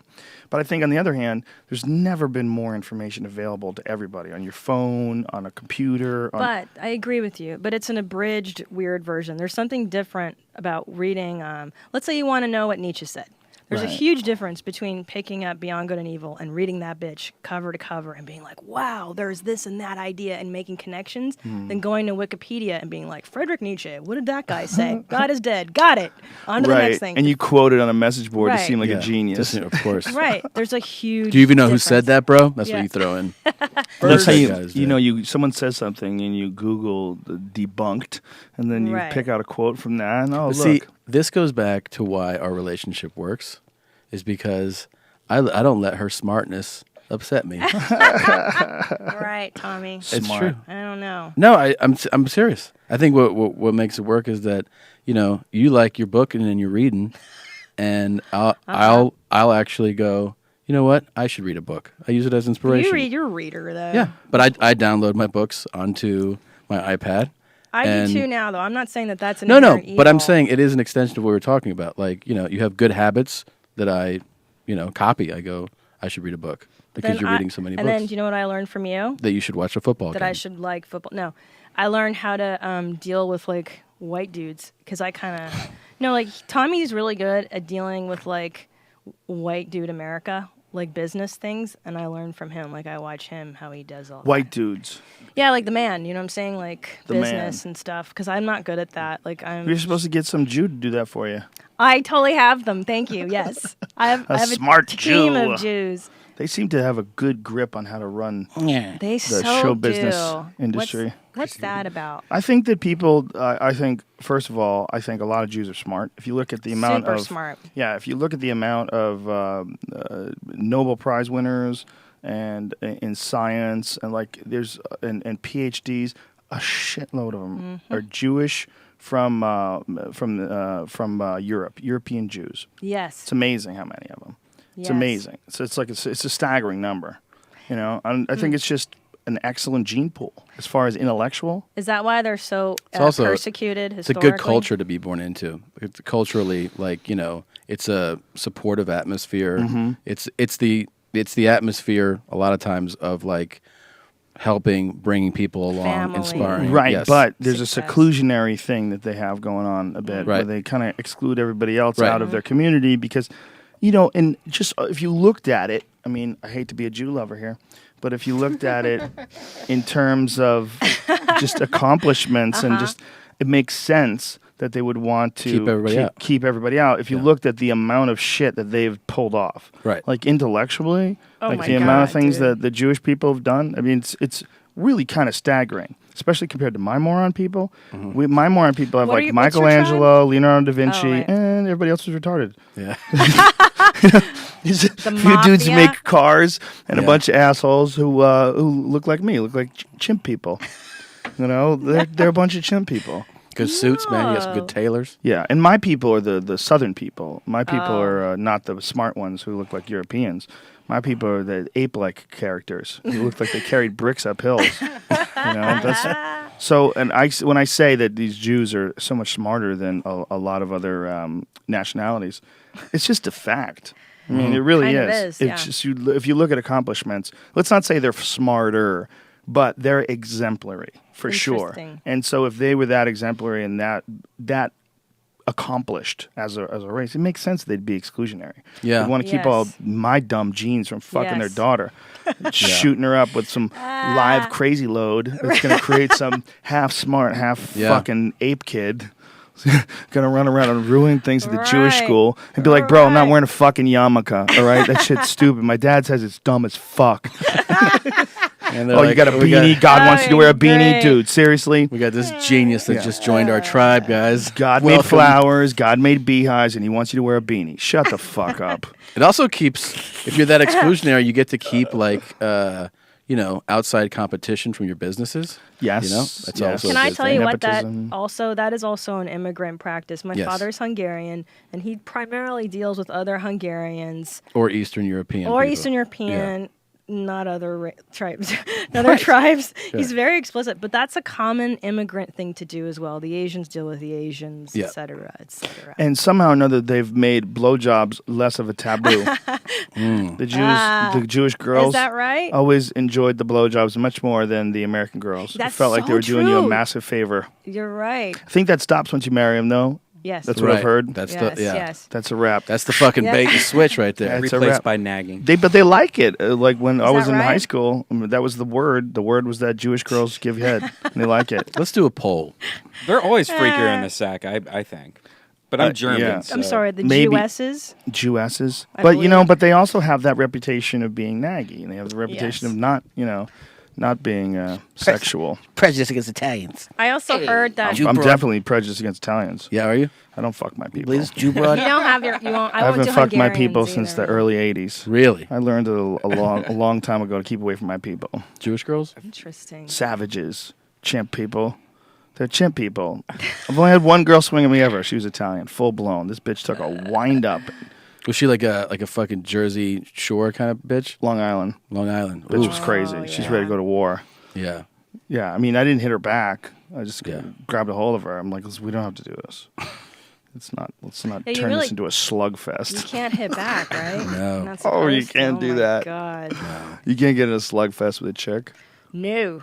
I mean, girls can with other girls, but Well, but my point is, I've never had a white girl swing at me, now. other than Italians. Yeah. Remember drunk Katie? Remember her? I was talking to her. I was, Katie was awesome. Yeah, I love Katie. I was talking So to her funny. yesterday, and she was reminded me of that time where somebody in the audience, Davey was on stage. Davey, the guy that has he walks funny. He was not Cerebral fun- palsy? Yeah, Yeah. And He walks funny. So, somebody yelled out like, "You're not funny, retard!" to him. Jesus. And Oh my Katie was God. waiting. She was a waitress there at the time, and she came up and goes, "Did you just say he was retarded?" He goes, "Yeah," and she just punched him and Good. knocked him out. She knocked him out? Katie was That's you got to awesome. throw that all through the red band filter. Whether or not she Well, actually that's- knocked him that's- out. Okay. That's Did what she said. hurt him? Oh, she said. Yeah. Oh, there you go. She's from Boston. She's like a boss. She will punch somebody, no doubt. Yeah. She's hilarious. Mm-hmm. We had some of the funniest times at that store talking to like her and Eleanor. Eleanor, who's I now love finally her. doing comedy. Yeah. Eleanor Kerrigan is like her. fucking hilarious, Yeah, and she's she's great. always been hilarious. Yeah. Like when she finally started doing comedy, I was like, "Wow, why didn't you do this a long time ago? You Yeah. were always hilarious." And like her. she's a hack detective. Like I would say, like everybody says this guy's funny. Is he funny? And she would go, "Pff, "If you like old stupid premises redone." And then she would like walk off. Like she knew it was bullshit and what wasn't. She knew about dance moves. Doing dance moves. Tommy's word for like when a joke's not really that funny, you're trying to jazz it up, Yeah. give it some dance moves. I would call it English. Putting English on the cue ball, make it spin around for no reason. Like when you have to really yeah. work it. Oh, I know. Yeah. Believe me. In the South, you have to do that a little bit. Do you think so? Yeah, I shuck and jive a lot harder. I slow it down, too. I slow it down. Well, I've always said this. I think it's way harder for a woman to do stand-up. I Yeah. think it's harder to get the attention on stage from men to give you the ball, because guys will, hey, I'm funnier than this bitch. Let me talk. Yeah. It's you can't Definitely. you can't have opinions on things. You certainly can't have opinions on like no. religion or No. politics or anything controversial where you or I could pull off, like I don't agree with this guy, but if a woman, like if I a woman's know. on stage telling Jesus jokes, Yeah, it's very volatile. fuck yeah, it's volatile. But that's why it's so important, and I think that's why it's a good thing to do it. Well, it's important when they're funny like you. Oh, thank That's when it's important. Because when they're not funny, they should just quit because they're ruining the rest of the whole thing. Yeah. No, but can't say that because a lot of people start off not funny and then they they get figure funny. out how to Yeah. get funny. Yeah. That's true. Yeah, man. Don't you think every guy or every girl faces their own biases socially when you go up on stage? The audience doesn't know who you are.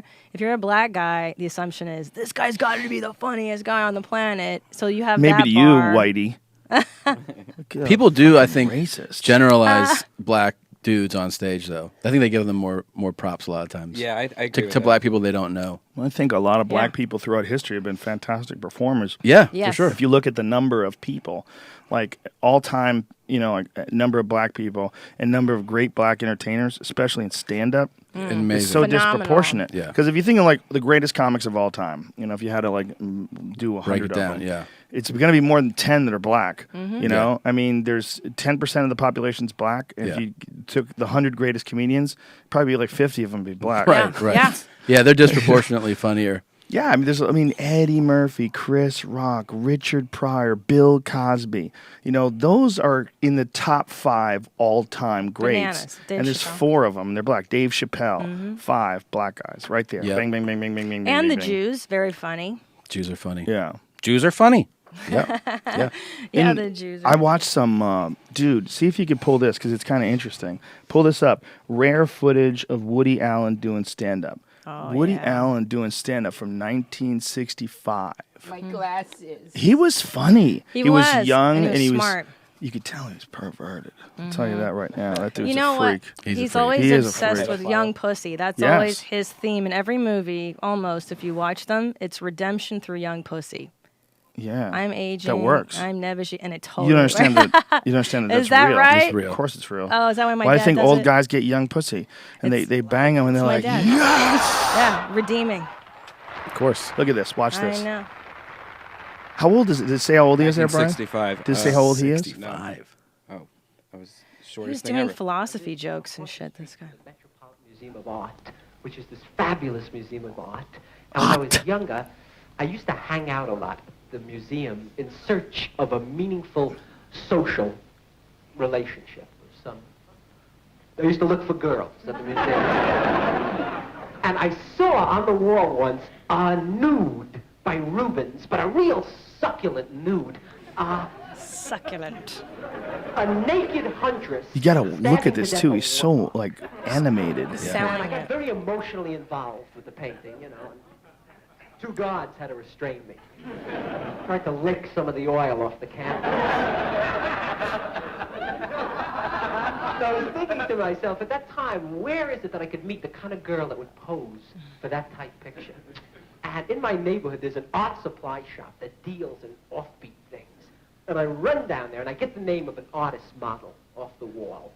And I call her up. And I came on very strong like an artist. I used a lot of very artistic terms like brush, I said, and easel. I was just adorable. And we agreed on a price, and hung up. And I got all dressed up in my smock and beret, and little Harvey's Bristol cream on the hair. I'm too much when I want to be. And I waited there. An hour later, there's a knock on my door, and standing there is this fabulous woman, but really sensational. And I let her in quickly, and I locked the door with my police lock immediately. And I He's said such to a her, creep. take off your clothes right away, because I don't know much about art, but I know what I like. What the fuck? Look at his face. She took off everything, very professional, and posed. And I began to shake. That's my thing, I shake all the time. I'm not good in those kind of situations, I'm perspiring audibly, She's standing there in front of me, majestic. I took my piece of paper and my charcoal pencil, and I went up to her, and I got into a little trouble with her because I tried to trace her. Living as I do in Okay. our rich All right. neighborhood.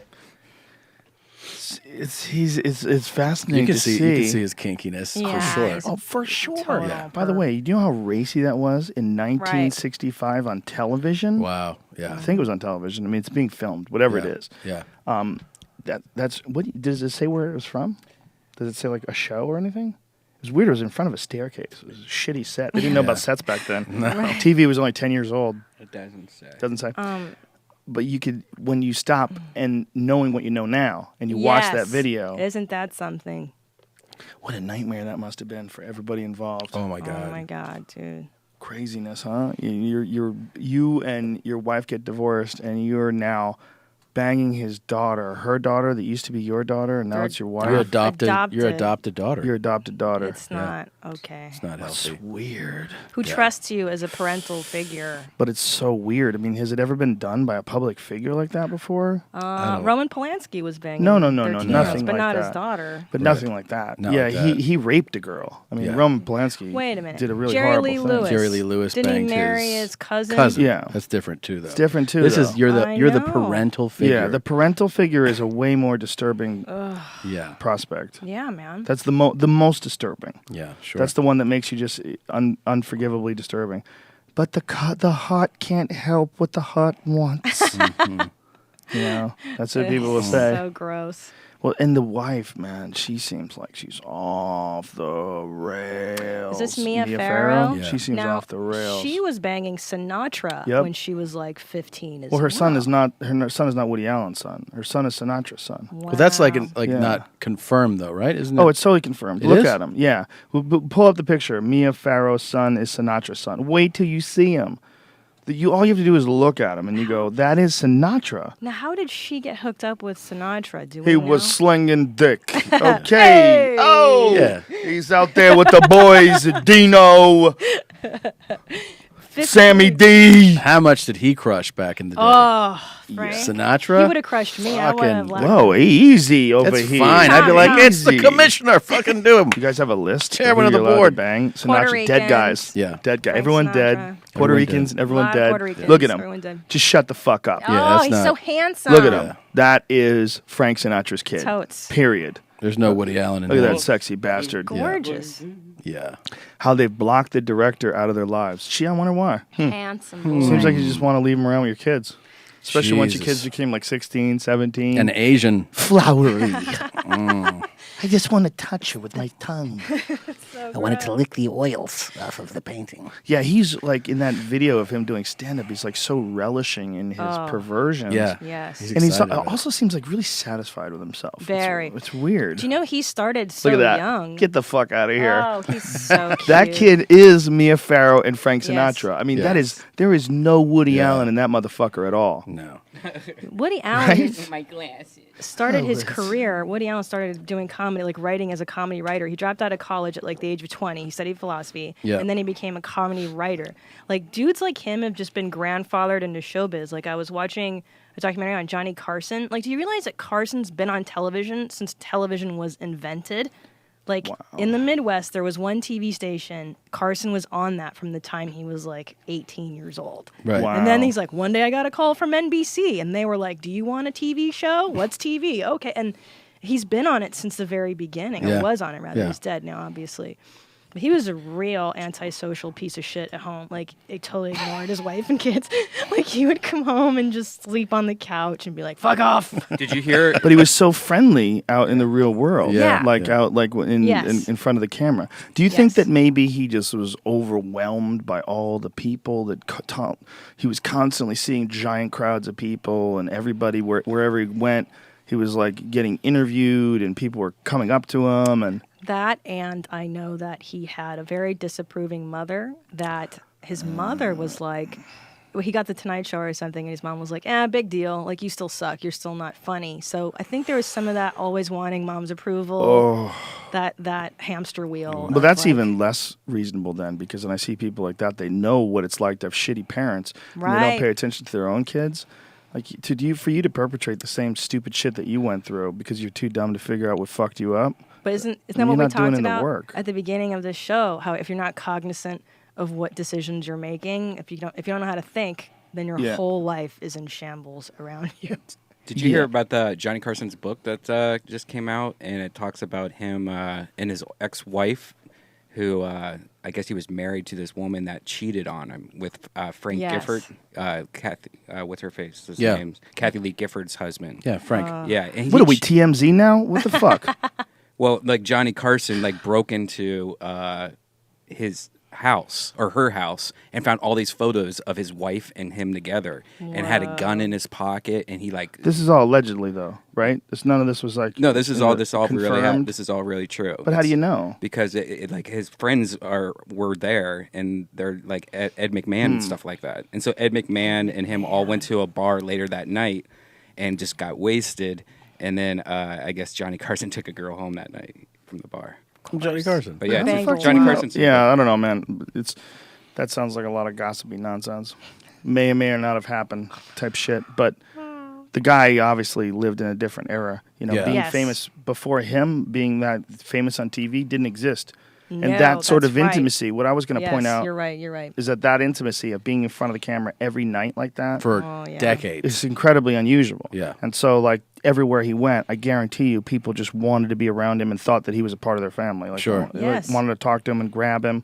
And he's probably like, leave me the fuck alone. Sure. You know, Jesus Christ. And so that's probably when he went home. He probably had nothing left for his wife and kids. Yeah. Absolutely. And then Yeah. he might have married a cunt, and his kids might have been shitheads. I mean, I don't know what the fuck happened.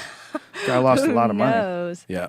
Yeah. Guy lost a lot. Don't put that up, Brian. He had a few wives. Guy didn't he? lost a lot of fucking money. Yes. Big time. His Divorces will get you. Right? 9 figures, I think. his Yeah. divorce was one of the things that Eddie Murphy talked about on stage in Raw. Remember that? Yeah. Yeah. His divorce was so bad that Eddie Murphy talked about it on stage. It's bananas. You know? Yeah. Yeah. Half. He took some hits, you know, and who knows? Who knows what kind of a woman he married? Who knows? Yeah. Who knows? She might have been a sweetheart. I don't know. Who knows? Could've been His married. sons were like, "Yeah, we only went on vacation once, and Dad ignored us." And you're like, "Oh my God!" It sucks. And here you think, "Oh, he must be so great. Johnny Carson's your dad," and you know, you just think, I don't know. I One of you the weirdest idealize things. those things, you know. One of the weirdest things must be like be the son of a movie star, Yeah, right. especially back in those days. Oh, yeah. I don't know. Like I saw something about Steve McQueen. They were honoring Steve McQueen. They had Steve Oh, McQueen's yeah. son. And Steve McQueen's son's wearing sunglasses. They're interviewing him, and he's wearing sunglasses, and he's inside, which is always like, "What are you doing? Yeah. The fuck are you doing? Yeah. Like, unless you have a medical condition, why do you have sunglasses on? This is just weird, you know." It's No like, matter how big a arrogant. star you are, too. Yeah. You Yeah. still go like, Unless you're why- black. why are you- Yeah. black guys can pull it off. They can. They just Yeah. can. I don't know why. Purple and They orange, can pull too. off Yeah. everything. Yeah. Well, they can definitely pull off wearing sunglasses. Yeah. Yeah. They're so You're right. strong. And those Why? suit What? colors. Why can they do it? I don't know. I was just saying they're so strong. They're so physically imposing. They're just Like Well, Steve Tommy, Harvey. that's actually quite racist to say that. yes, yeah. Even no, it's true. I support it 100%. Not funny. I back my thought on that. Like it's also racist to imply they have big dicks. It's also racist to imply that they like chicken and watermelon. Yeah, That's kind of fucked up because both chicken and watermelon are delicious, and having a big Yeah. dick is a good thing. awesome. And so is Absolutely. being really good at sports and physically strong. So why is it that it's a problem? I think the people that really take issue with that are always taking issue with the fact that the implication and that what some people are getting from that is that that's the only thing that somebody black is good at, or something that you can be impressed with, is that they're, you know, the great entertainer or the big dick guy, or they jump fucking through the roof. And you go, no, The big dick. that's not true. I'm not saying that's the only thing. I'm saying that's what I enjoy the most about those black guys, is that guy can jump through the fucking That's what roof. you enjoy the most about him. Sure. Well, isn't What it? what am I getting out of fucking LeBron James? How much of the point. how much of reality was there to what Jimmy the Greek got in trouble with saying? Here's the thing. My argument on that. Well, what did he There- say? Let's tell people what he said. Jimmy first. the Greek was calling a game, and he said, I think the actual quote was, "Look at that little monkey go." Oh, I remember And this story. of course, I mean, you say it and you're like, that is unacceptable. But there was basically people were, Well, pull it up. Pull it up. Jimmy the Greek comments that Yeah. got him fired. It's on YouTube. yeah, Apparently, oh, he's dead. What year did this take place? this had to have been, I want to say, 1988. I thought it was earlier. I thought it was early 80s. Was it 88? Yeah, 1988. An embarrassed CBS fired Yes. a contrite Jimmy the Greek. was asking questions about Martin Luther King's birthday and the progress blacks have made in society. Oh, this is not what I was talking CBS about. sports commentator Jimmy the Greek Snyder gave his impressions of blacks in coaching in the National Football League. His answers could raise as much controversy as Totally the different statements thing. by former Dodgers executive Al Campanis last April on ABC's Nightline news program. Yeah, pretty soon they're going to have to equalize it for the blacks, for the Greeks, the Jews, and for everybody. I mean, let's make it equal for everybody, you know. And is it equal? What about in sports? Well, they've got everything. If they take over coaching like everybody wants them to, there's not going to be anything left for the white people. I mean, all the players are black. I mean, the only thing that the whites control is the coaching jobs. Now, I'm not being derogatory about it, but that's all that's left for them. The black talent is beautiful. It's great. It's out there. So the only thing left for the whites is a couple coaching jobs. Yeah, maybe we need to get more black coaches, don't you? Oh, it's all right with me. Okay, well, I'm sure that they'll take over that pretty soon, too. But I'm talking Wait about a minute, there's nothing wrong with that. I'm talking about his in-game comment. Isn't there there's a comment? He got fired for that? No. No, that doesn't seem right. I think there's probably another video. There's an in-game, he's calling a game, and there's a guy, I don't know. That's what I thought was he was saying something about their butts being higher and their legs being longer. Remember that? I actually, no, for me, I don't remember it happening. I remember learning about it, and I thought it was the game comment that got him the most in trouble. I mean, obviously, he could have gotten in trouble, obviously, for what he said there. Yeah, but why would he get in trouble for what he said there? Well, I think the implication. This would. Thank you. It's not going to be it. You know, Right? on Friday afternoon here in Washington. No, that's former Brett colleague Musburger's Jimmy the commentary Greek- on him getting fired. All That's right, not it. Okay. Because, well, what that implies, that's kind of like attached to the idea that like black guys couldn't be quarterbacks, like they could play every other position. Why, wait a minute, he didn't say that though. No. I'm saying, but it's I think connected to the same point of view, which was that quarterbacks had to be smart, and then coaching is thought of as the total mental thing. That's not what he was saying though. He was saying that black guys are taking over every spot. They were saying that black guys are going to be every player, and they're eventually going to take over coaching too. Right. He said they were eventually going to take over coaching too. Like he's very specific. And if they did, there'd be nothing left for the whites to do. Yeah. I mean, he's being honest. I mean, look, it's not saying that white guys can't do it, but he's saying that the majority of the people the majority of the people are going to be black. That's what he's saying, that they're dominating. He's right. He is right. So how is that controversial? Well, supposedly he also said during the slave period, the slave owner would breed the big black. That's not that time. But what I'm saying is that time right there. Nothing he said was controversial. That was the thing that was controversial, and that's what I was going to ask you about. When I said, do you think that what he said has merit, that they bred people to be the largest slaves? Definitely. They definitely did that. Yes, and Has I that been think proven? I think that definitely happened, and I think you definitely see the results of that in today's population in some way. There's no way you can look at some of the African American, the black population, and not actually think that there's some validity to like super breeding having taken place. Like I think there's a disproportionate amount of unbelievably athletic, huge black athletes. Do you think the Asians were bred small then? No, but they weren't slaves. It's disproportionate. Over here. It's But if you look disproportionate. at England, and that's a population that's been bred in of itself. Yeah. And they're very Well, what they know for a fact, well, that's also the weather they're dealing with. They're pasty because there's no sun. No sun. They've been there for thousands of years. Yes. Yeah. I mean, that's a really involved situation. Those people have been there a long ass time. The problem with that slavery thing, or saying that slaves created great athletes, is that white people said it before, and it was always a problem. But then in recent years, and I think the last person to say it was Michael Johnson, the last prominent black guy to say it, our former Olympic gold medalist. He was like, yeah, absolutely, that's a valid point of view to take. Yeah. That we have some super athletic gene in some of us. Yeah, well, if I you were see going that. to own totally see slaves too, it only makes sense. People who own dogs do that. Right. People who own Yes. roosters, like Yeah. fighting roosters, they do that too. They breed Yeah. the best with the best. Mm-hmm. They've been doing that forever. You can't look at it from like whether it's humanitarian or politically correct to say. Right. You look at it like, well, imagine you're trying to get production Yeah, out of yes. humans, and you see one that's really built and strong, and you see another, and you go, you two, you're going to make kids. It's empirically proven. Sure. And why wouldn't those genes then be passed on for generations? Yeah, for sure. I mean, it seems like it makes sense to me. I don't have proof of it, but Intuitive to me too. Slave genes myth must die. Michael Johnson links African American sprinters to slavery and revisits a particularly ugly pseudoscience. But why is that so ugly? Particularly ugly. As a historian, I find to be stunning about what he said. The claim of supremacy of black athletes in track had never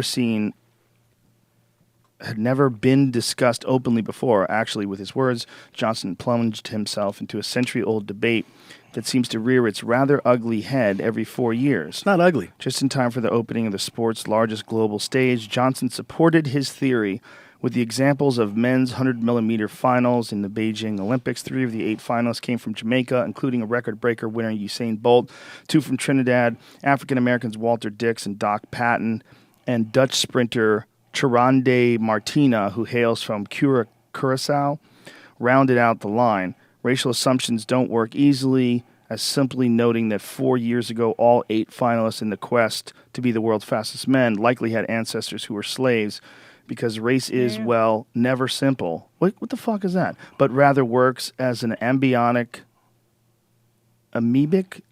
identity formation that changes throughout history. It's a social construction deeply entangled with the definitions of class, gender, sexuality, and so on. This guy, whoever wrote this, is an intellectual dodo. He's an it's a asshole. woman. It's a woman. That's a dodo statement. Yeah. That's a statement where you're just not being honest about something and you're trying Yeah. to be massively politically Yes, correct yes. despite of the preponderance of information. And you don't follow sports. If you wrote that, you don't know what's going on in major sports. Do you think it's a black woman or a white woman who wrote that? White woman. Yeah. You think so? Absolutely. I think so. She's so Seems afraid more of, likely. of political incorrectness. Yes. Just like the white woman that gets offended at every Yes. for everybody else at the show. Yeah. Oh, the righteous That was indignation. racist, what you said. Isn't that fascinating? How Yes. dare you They'll say say that to you Yes. about like whatever. It could be White a Mexican woman, joke. ding, ding, ding, we yeah, got a of winner. Of course it is. liberal. Yep. They'll say that about like Yep, a Mexican exactly. joke, and there'll be a Mexican guy like high-fiving Yes. you about. He's like, "That's Yes. just true," and she's like, "That is not acceptable." And The you're like, white people are the okay. racial police for everybody else, Right. don't you know? Yeah, well, there's a lot of white. I mean, white guilt is as real as fuck. Yes. The white guilt is so real, and Oh, totally. the need to get brownie points Yeah. from black people is so huge, I and totally from other do, fellow too. progressives. And I want to say, You do too? What? I love black approval. Like when a black person, Tom and I always talk about Yeah, how it's good we awesome. feel when like a black person's like, "You're really funny." You're like, "Oh my god, I'm really funny." Yeah, but that's not meaning that you Oh my gosh. distort reality No, in no, the no. form of journalism to try to like Negative. No. like what that woman said in that article, like the way she's saying it. It's like that's such a nonsense statement. I'm not sure I even understand her I know, amoebic it's- anything. I don't even want. How does it rear its ugly head, first of all? Saying someone because of slavery is fucking awesome at athletics. Last time I checked, being awesome at athletics is really good. Yeah. Correct. Like, yes. and there have been for sure some horrible things that have happened. Like for instance, my people, Sicilians. If you look at that whole movie, True Romance, I mean, that was the Right. whole scene where Christopher Walken and what the fuck is his name? The dad. God damn it! I know the dad. He goes, your great grandmother. The guy from Easy Rider. Yes, whose name I Hopkins, don't remember. Dennis Hop- Yeah. Dennis Hopper. Dennis Hopper. Hopper. Dennis Hopper. That whole eggplant Yes. discussion. It's Yeah. true. The Moors great raped monologue. all the people. Yeah. That's why my people are savages. That's why they have dark hair. That's Yeah. why they But I think it's people's inability to grasp reality and the brutality of shit that's actually happened. It's because it's associated with something ugly. Slavery was an ugly practice. for and sure. People are so terrified of it. right. But people- You're connecting something Yes. awesome, but coming from something Yes. ugly, with being a part of that ugly thing, Right. and that accusing someone of being awesome because of that somehow or another diminishes their accomplishments. But scientifically and statistically, when you're looking at, again, 1/10 of the population is black.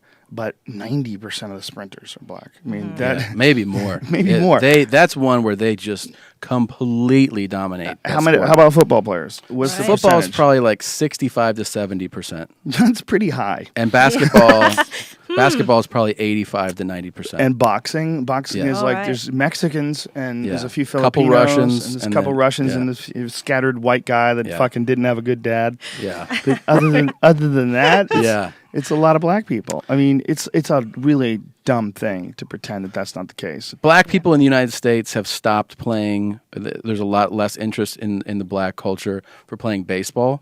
Yeah. But not in Latin America. And guess what? Fucking black Latinos.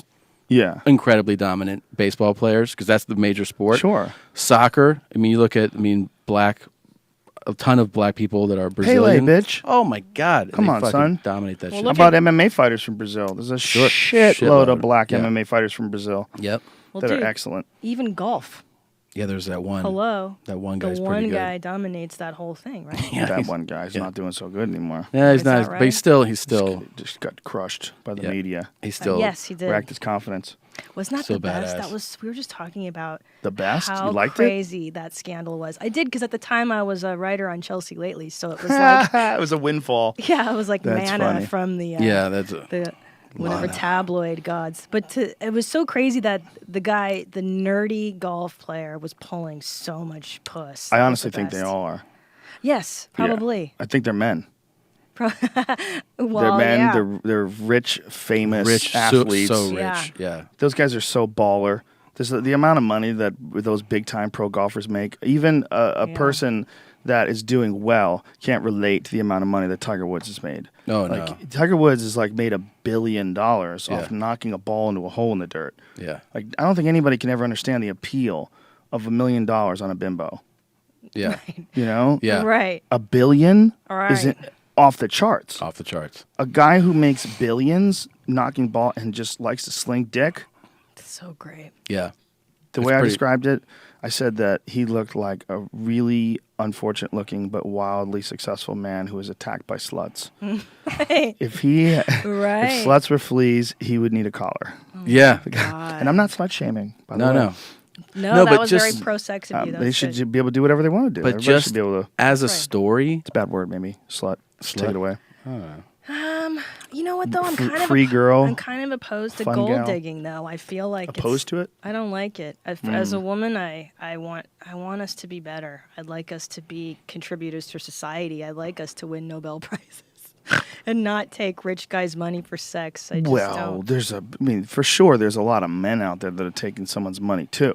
There's gold diggers that are men. I know gold diggers that are men that have wives that are rich and famous. They don't do shit. Disproportionate, Not though. famous, rather, but rich and successful, I should say. Yeah. Yeah, it is disproportionate, but weak people are weak people everywhere you go. There's always someone who wants someone to take care of them. The sons of rich men are oftentimes just as bad as a gold digger. Like Right. having no desire to achieve or perform anything, a delusional perception of reality, you know, a delusional idea of what their own value is because they don't really contribute. They Right. just were given a free Yes. ride, so they never developed a character. And an unbelievably privileged, like a really nice free ride where they feel very entitled to everything. Well, much like when I said, you know, that you can't ever say that comics can't have a successful relationship because you guys can do it.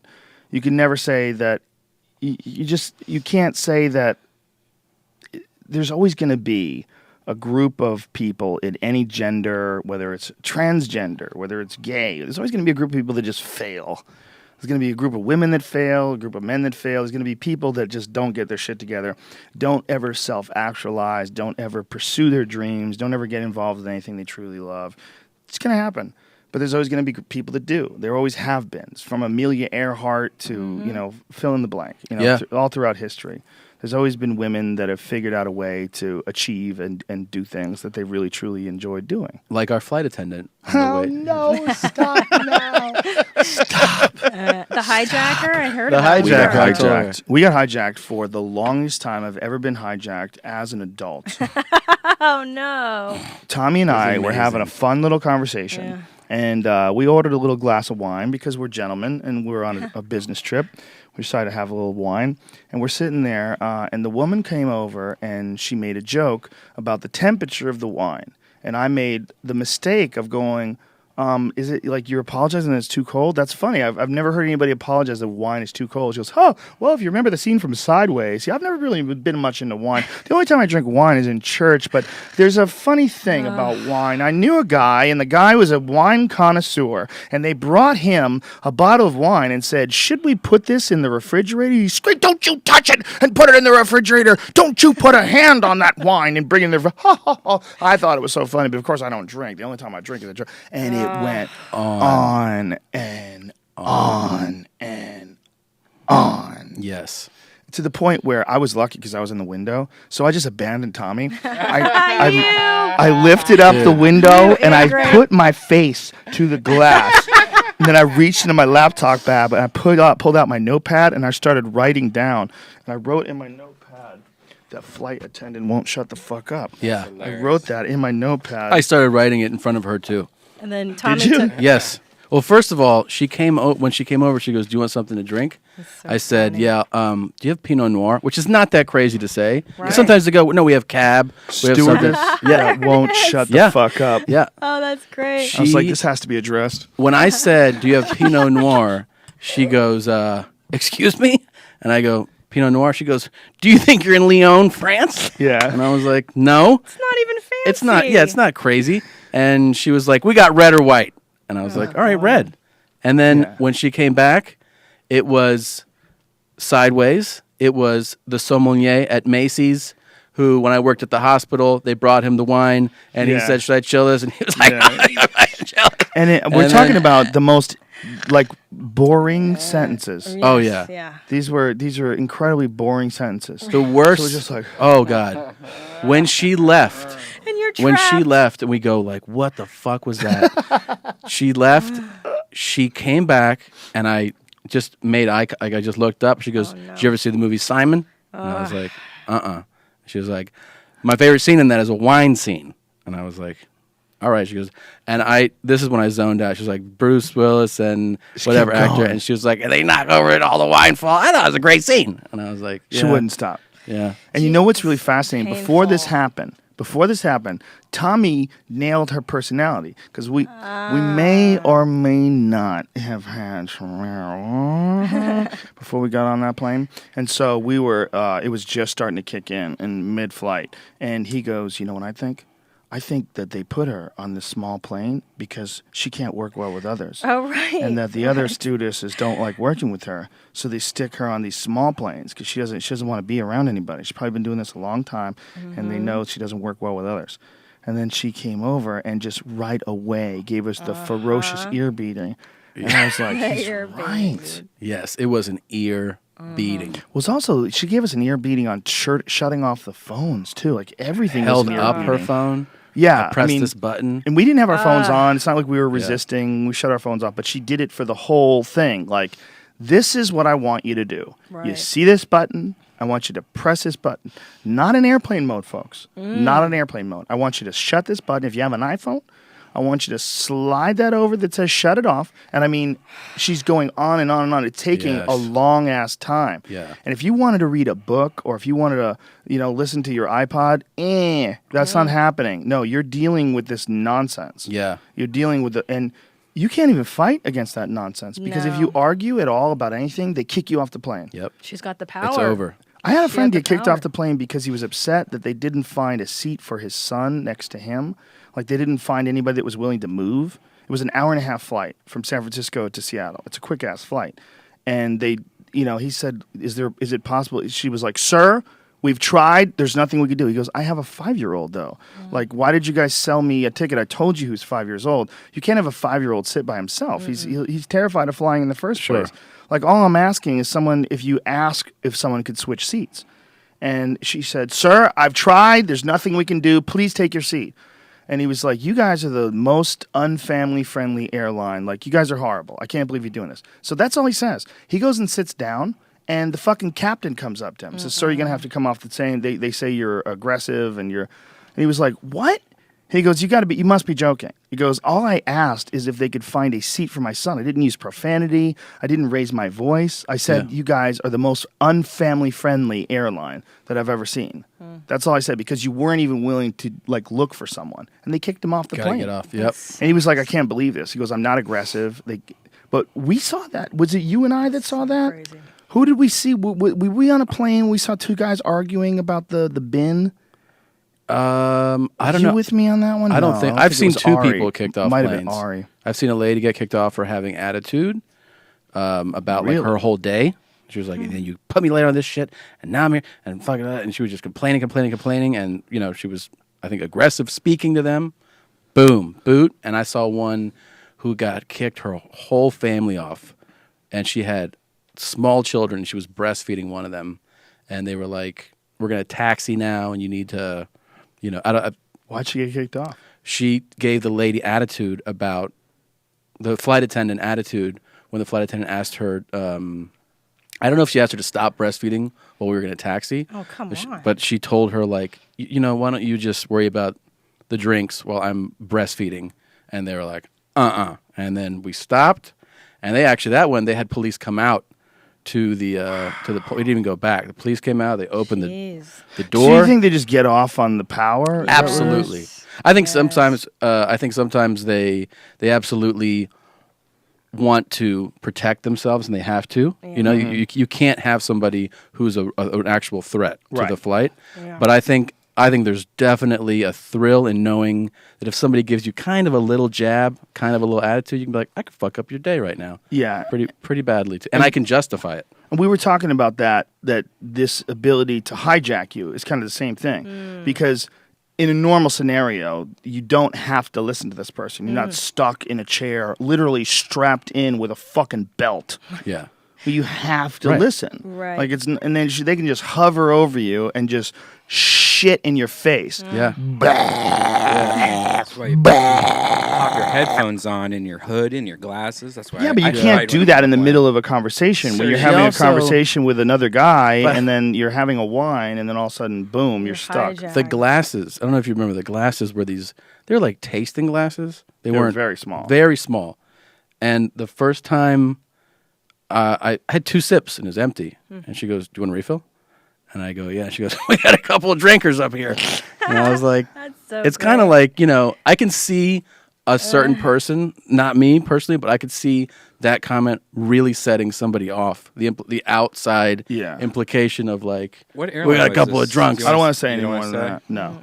No need to say any more than we already said. We already got too cruel. But don't Poor you lady, think she's lonely. She wants to talk to people. That's it. Jesus Christ. And it's also because We're a couple assholes. That's okay. You're an asshole. I I'm an know. asshole. I feel all right about it. But don't you think it's an inability to read social cues? Yes. Still? Oh, there's no doubt. She has no doubt. zero ability. She wasn't good at it. Or she didn't care. She just wanted to talk. Yeah. Who knows? A lot of people, by the way, are a little pilled up and they don't even know that you don't want them to talk to you.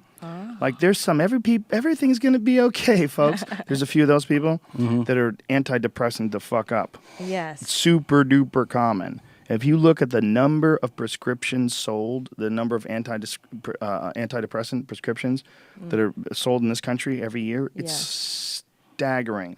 I believe it's like 30 million people. Let's see how many people are on antidepressants. Let's just guess. I'm saying it's about 30 million. Yeah, I think, remember that book Prozac Nation? Was that in the 90s? That's when they started it. It's exploded. And like everyone was on Prozac. It's exploded. Then, it's such a huge industry. I know a handful of people. I have a friend on Prozac. Yeah, so good guy too. Great guy. Astounding increase in antidepressant use by Americans. A Harvard University study. Harvard Health publications from Harvard Medical School. Or you could just smoke weed, right? People 12 and over increased by almost 400%. Wow. Between 1988 to 1994, and then from 2005 to 2008. That's incredible. Holy shit. Yeah. 23% of all people on antidepressants are women in their 40s and 50s. No. Excuse me. 23% of women in their 40s and 50s are on antidepressants. It's menopause 1 in time 4. now. Yeah. But that A makes lot. sense. 3%. Yeah, Holy that's shit. still I'm a lot. saying you're going through the change of life. A higher percentage than any other group by age or sex. Just stop and think about that. 23% of women in their 40s and 50s are on a pill that keeps them happy. Statistically, there's a really good chance that our flight attendant is one of those people. Yeah, that's what I'm saying. Yeah. That's what I'm saying. Look, I had a friend that was on it, and one of the things he said to me was that when he was on it, nothing bothered him. He was on Zoloft, and he's like, nothing bothers me. Nothing can faze me. Nothing, everything's fine. Nothing bothers me. Yeah. And those kind of people, they don't see things coming. They don't see, so they're not aware that they're being weird. I wonder what it would be interesting. Obviously, it won't happen, but to hear what her version of that dialogue would be. You know what I mean? Yes. Like, you go like, it's also kind of like, it was great. Talk to those guys. So much fun. These Yeah. two guys drinking wine. We had a great conversation. They love me. They love my fucking anecdotes about sideways. I'll tell you, I told them the sideways story, and never seen two guys have a better time on a flight. I mean, they were pretty. They were pretty into the fucking bottle. You know. Yeah. One of them had 2 drinks, the other one had about 5. Maybe a total of 4 ounces. They were pretty. they were really little glasses Sipping glass. Yeah. of wine. Yeah. Okay, Yeah. we got a couple of drunks in the fourth I row. don't know if that was what was going on, if she was on antidepressants, but I do know that she wasn't good at reading shit. No. Negative. No. Isn't that, you meet people like that all the time. Yes, I'm You know, related you're to a like- few. But so the question is, should she have to completely revamp her life, get her shit together, change her diet, start exercising, start taking care of her health, start applying different philosophies to her life at X years of age, you know, an advanced age? Or should she just take a fucking pill? What makes her happier? Right. Exactly. Yes. I don't Definitely. know. Life doesn't live forever. There's definitely an easier path, and seems like a little more resistance in another path. That other path seems like a pain in the dick. Yeah. To be honest with you. Take one of these. Less than a third of Americans who are taking a single antidepressant, as opposed to 2 or more, have seen a mental health professional in the past year. Mm-hmm. Some people they're just taking the pills. Yeah. I'm fine. That's scary without any kind of supervision. I'm a mental health professional. Yes. And as are you. You guys Yes. provide mental health relief in the form of comedy. That's true. I'm a mental health professional from now on. I feel good about I've it. never done them, but I hear. I think we're distributors of mental health. For sure, yeah. But I hear it can be helpful, like if you're going through some really depressing time, just to kind of allow you to get some distance, to get clarity on the issue. I mean, I've never... like a pill can help you? Yeah, like let's say Yeah. something really tragic, like your spouse dies, and Yeah. you can't even go on. I guess it helps to give you some kind of perspective. Well, you know what's one of the best for that? Bless you.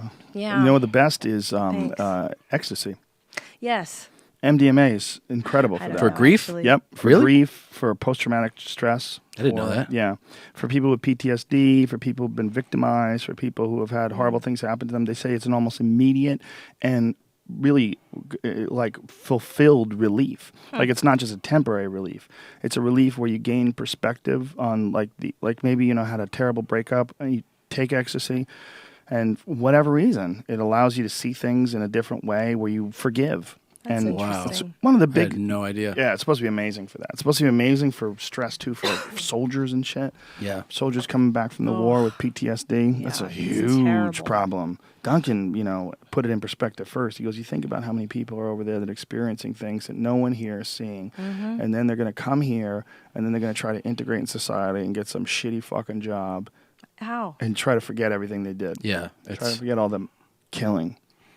Dude, I went to Afghanistan for 2 weeks, like a couple of years ago, and just in 2 weeks being a spectator to a war, just being a tourist in all of it was so, you saw me when I came back. I was like shell shocked. I sat in my shrink's couch like bawling. Wow. So you see, you tour the hospitals and you see little 8-year-old boys who fell into a fire and they're burned, or you see 20-year-old kids who stepped on IEDs and they lose their limbs or their faces are blown off. It's terrible. Yeah. It's really crazy. And I saw a fraction of it. You know what I mean? So imagine if you're there doing yeah, a you're tour. doing it day after day. Oh my God. Years. Yeah, I mean, Bananas. war tour, not like a tour of performing. Like, Well, that's why when that guy went over and he was suffering from PTSD, and they wound up just murdering a bunch of people and killed a bunch of civilians.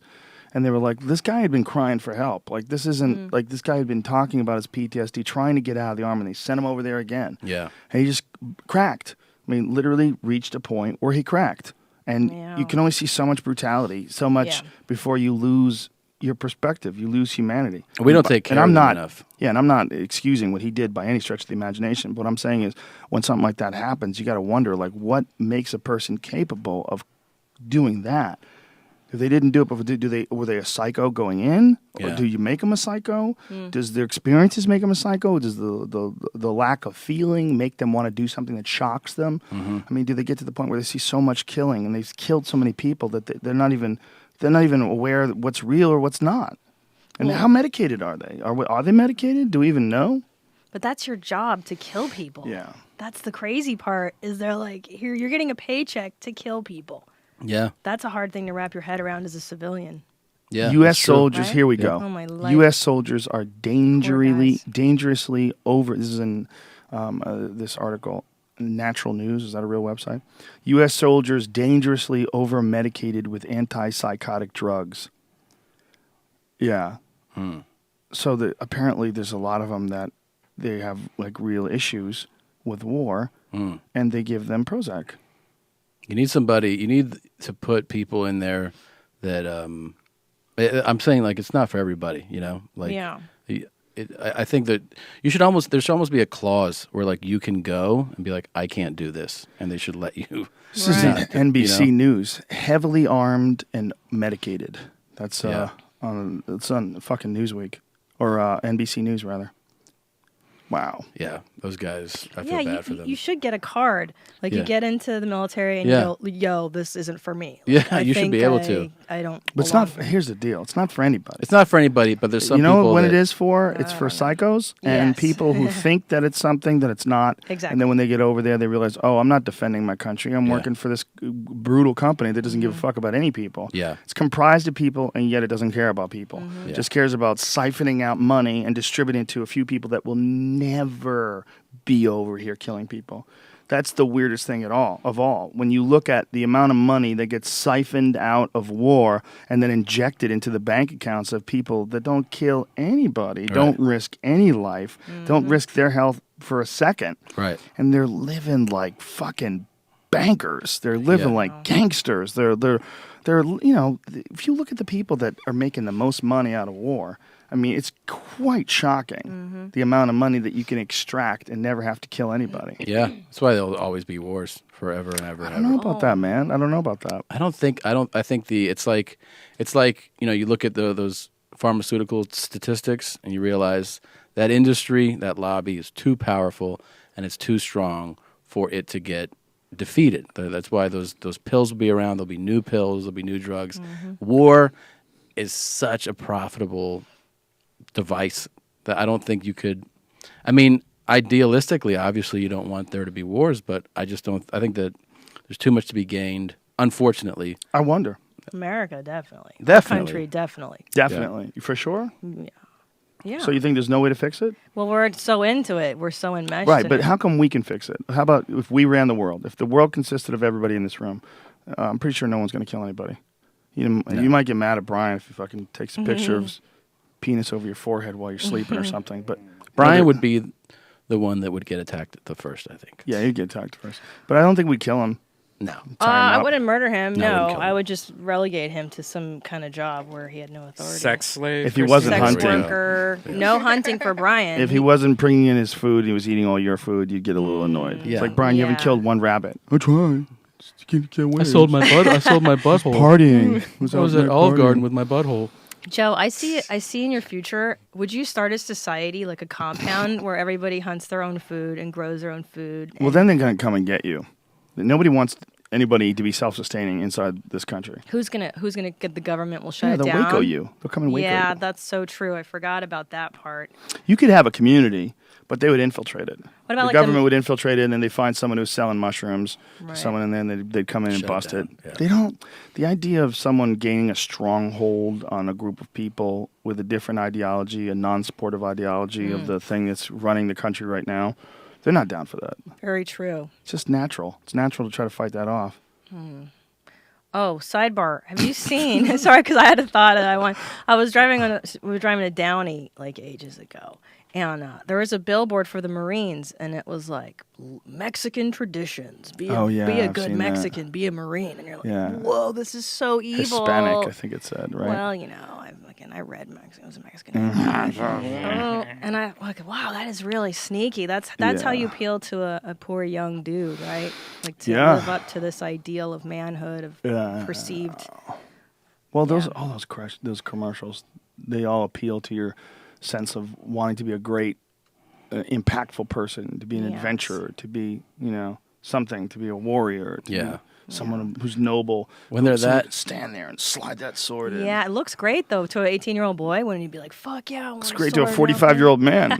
Who's just smart enough to realize why it looks great. Yeah. When you see the propaganda though, that's so guided towards a group that's not you, is when you realize how much there's propaganda. Yeah. You just don't see it as propaganda when you see it as an act. You're like, oh, this is a thing. But then when it's so like geared toward another group, like that banking commercial we saw. Oh my God, that was ridiculous. And the girl comes home with her check, and she's like speaking Spanish and English, and it's like, this is just so to appeal to the Spanish speaking. But it's like, she's just Speak like Spanish and English? Right, like she gets home and she's like, Mira, I got my first check. And then No way. Yeah, and they're like, ay, qué linda, she's so happy. And then she's like, look at my check. And she's like, mira, lo está tomando. She like takes a picture. She's taking a photo of her check. She's like, no, I'm making a deposit. And it's just like a Spanish-English conversation. And they eat tacos. And they're like making. They go to the bank. Yeah. So they're like, just in case some white people really love Mexicans, we'll throw a few English words in here. Yeah. And it's just Placate like, you fucking apes. Totally. Silly white people. This is not for you. Supposed to this is really supposed to be effective to the person who's Latino, who's like, I don't trust banks, and they're like, this bank's pretty cool. So it's just for a bank? Yeah, it's a major bank, So why's the bank giving you money? What's the bank's giving you a check in the commercial? No, the girls come home from her first. She's got her first paycheck, right? And so she's just like, I got my first paycheck. Oh, so she wants to put it in that bank, right? Because it's the smart one. Yeah. It's the one that's going to take care of your money. Right. Yes, yeah. Come on, take care of that shit, yo. Put your shit in the bank. Come on, don't be sued. You got to save your money. You Don't be a fool. Don't be a fool. Hey, man, what's calcules? Yeah, you ever go to a neighborhood where all the signs are a different language? Yeah, We've lived in a one. couple. Yeah. Where'd you live? K-Town. K-Town, and then we lived in basically Little El Salvador, which is just adjacent. You guys were in the hood for a while, huh? MacArthur Park. Bang, bang. We were in a real shithole when we got married. We were so broke when we You got heard married. bang bangs? Tommy, tell Joe your famous bang bang, what you were doing. The at worst the time bang story. bang one was like 2 PM. I'm sitting on our living room couch, which is basically you could just look right into MacArthur Park. I'm sitting on the couch, pants down, jerking off to porn on my laptop, and I just hear like kaboom, and I just like fucking jump on the ground. Like I jump on the ground, full boner. Like what? Like am I in trouble? Like it's so terrifying to be in that thought process and hear that loud. And I pull my pants up, and the first thing I do, you're not home, so I call Jose, whatever, he doesn't fucking listen to the show. Jose is the building, He doesn't work manager. anymore now. So I call him, and he's like, "What's up?" And I go, "Dude, what the fuck was that?" And he goes, "What was what?" And I go, "You didn't hear that shit?" And he goes, "No." I go, "It sounded like it was on my fucking back, like on my balcony." "No, I'm in the garage, man." And I was like, "All right." And I'm like, "This is unbelievable." And then 2 minutes go by, my phone rings, and he's like, "Hey, yeah, man, I just talked to somebody. Some dude just got shot on the street out in front. That's what you heard." And then they shut down every fucking possible entrance to our street. And what happened was a guy went up to another guy, 2 PM, broad daylight, and put a 45, right? Like pulled it out, shot him in the chest. Random? It was a gang thing. And then didn't even run. He just waited there. Waited for the cops. To get arrested? I guess, yeah. There was a lot of gang shit in that neighborhood. Yeah, it's Why did they wait? Did they want to go back to jail? I don't know. That part wasn't explained to me. But the shooting was like that, the whole thing was that I think he was a marked guy. Like he had done something and they were like, this is retaliation. Ooh, living in a gang neighborhood is not cool. No.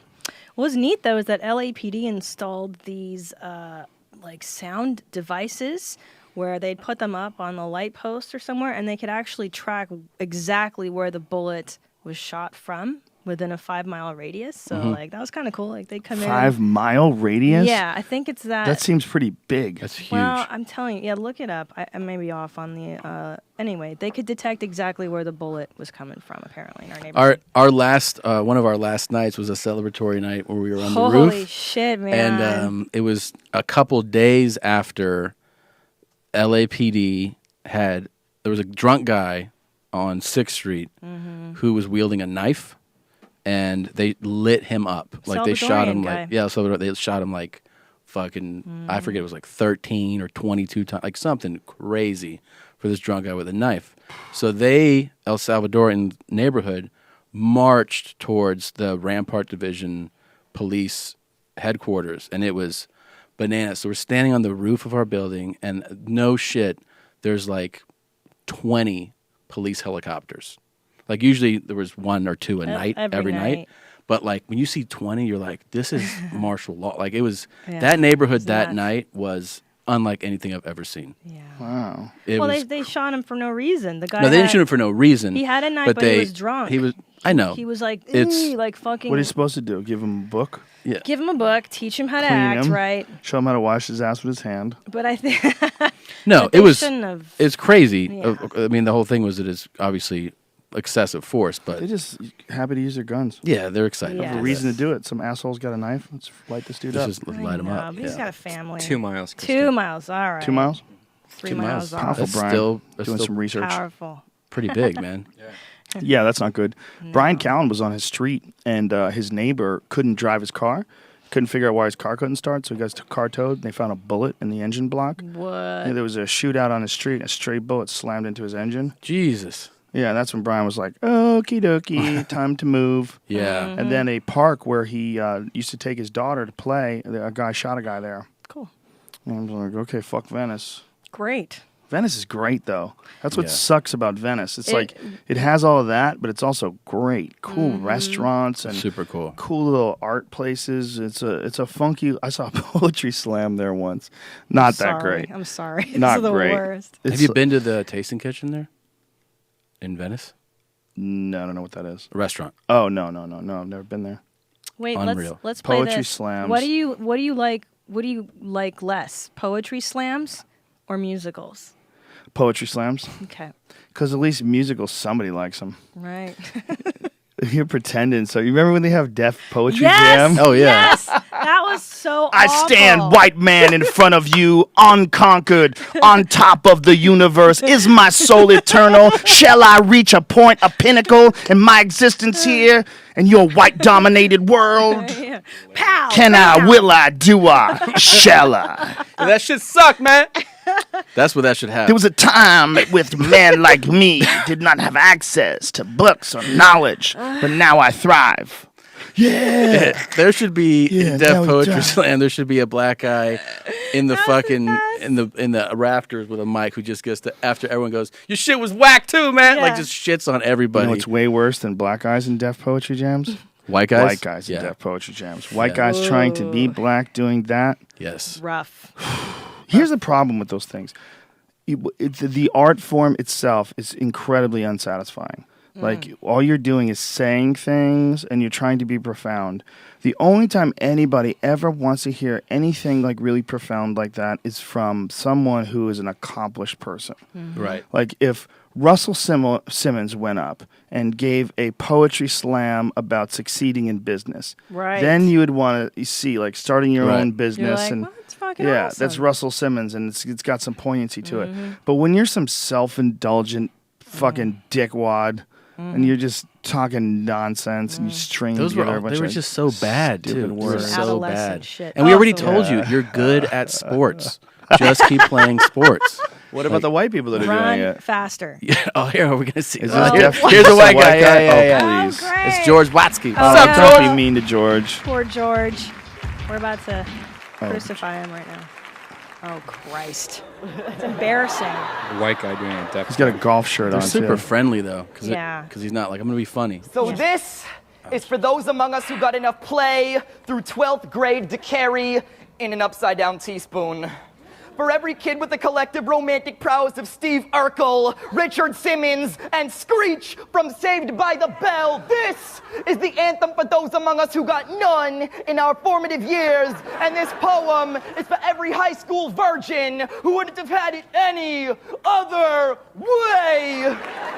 You don't know the possibilities of a weekend until you've cracked a 4-pack of Juice Squeeze with your boys, bumped B.I.G.'s Big Papa, and watched an entire Star Trek The Next Generation marathon. For me, Virgin was working, and I can see why Trekkies greet each Please other. stop this. I know, right? Stop this. I feel for that boy. You know what I would feel tell for that guy? First, there's a bunch of things you got to tell him. Yes. First of all, your breathing heavy has to stop.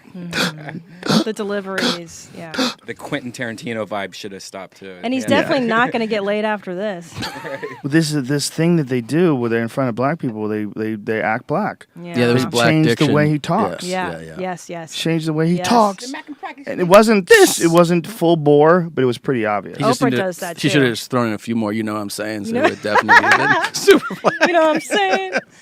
That would be so great. 4 juice boxes.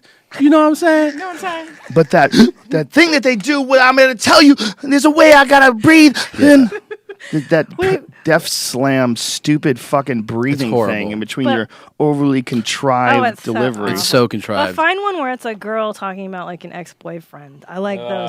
Pow, bow, my heart is broken on the floor. He said, and you're like, oh, No more. sister, Don't put another one on. I don't. can't It's take horrible. I know. it. It's an awful art form. It's It is. We should just So start talking about boring. something else. I real can't- Because fast. it's like stand up with no punchlines delivered by a guy who sucks at stand up. Right. Yeah. That's what it's like. like I'm an open so excited for Worse. the amount of hate we will collectively receive for Oh, yeah. dissing. It's So going to be much. brutal. Deaf It's gonna be brutal. poetry It's slam. coming. It's Joe, do coming. you have any poems, Joe? Do you have any old poems that you wrote? No. How dare you If I rip only on had your a gun. deaf poetry slam? The streets would all be cleaner. I don't forget how it worked. If I only had a gun. I would just- wrote something. That's a good one. Well, it was really terrible. It's I awful. just think they're misguided, those 16 people. when I wrote it. Which ones? The people doing that, I feel like you should tell them, you know what? You want to perform, and that's Right. cool. This thing that you're doing, the whole thing sucks. So just get into a different Right. art form. Right. Like Yeah. you Pick a better chose one. the shitty thing. You know what it's So- like? It's like Yeah. racing unicycles. right. Look, Right. unicycles are fucking stupid. This is lame And, and racing shitty. them is even dumber. Right. Because they don't work right. They're terrible. Get on a bike. The only reason anybody rides a unicycle is because they're a fucking attention whore. Yeah. Right. Look at me, the wheel's this big and there's only one of them, dude. With the guy, like with a parrot on. That guy we saw the other day.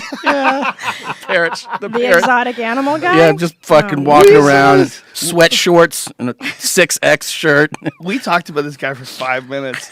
We looked at him out the window. We couldn't stop because we were inside a car, so we could abuse him without him hearing it. course. We just shat upon him for at least 5 minutes. On his lonely stroll that he does just for people to go, Yes. that guy's got a fucking bird. Snake Yep. people are like that. Snake people. Snake people do that, yeah. How about people with ferrets? Oh, yeah. My yeah. ferret's on a leash. Yeah. Yo, remember coming that with guy me. in Miami who had the big lizard on his Of shoulder? course, same thing. But now that guy was smart because he was like, "Oh, you like this lizard? It's $20 to take a picture with Right, it." of course. I was like, Which that's a good racket. $20 to take a picture with it? He Right. hoses. But see, he picked South Beach. He picked a place where there's all these tourists, and they're like, this is some shit you would never see anywhere. This is a Honey, guy. we came from Wisconsin. We saw a guy, you're not going to believe this, with a lizard on his shoulder. Yeah. Yeah, he Might have been the commodified craziest it. thing I've ever seen. We couldn't believe it. You should have came with us.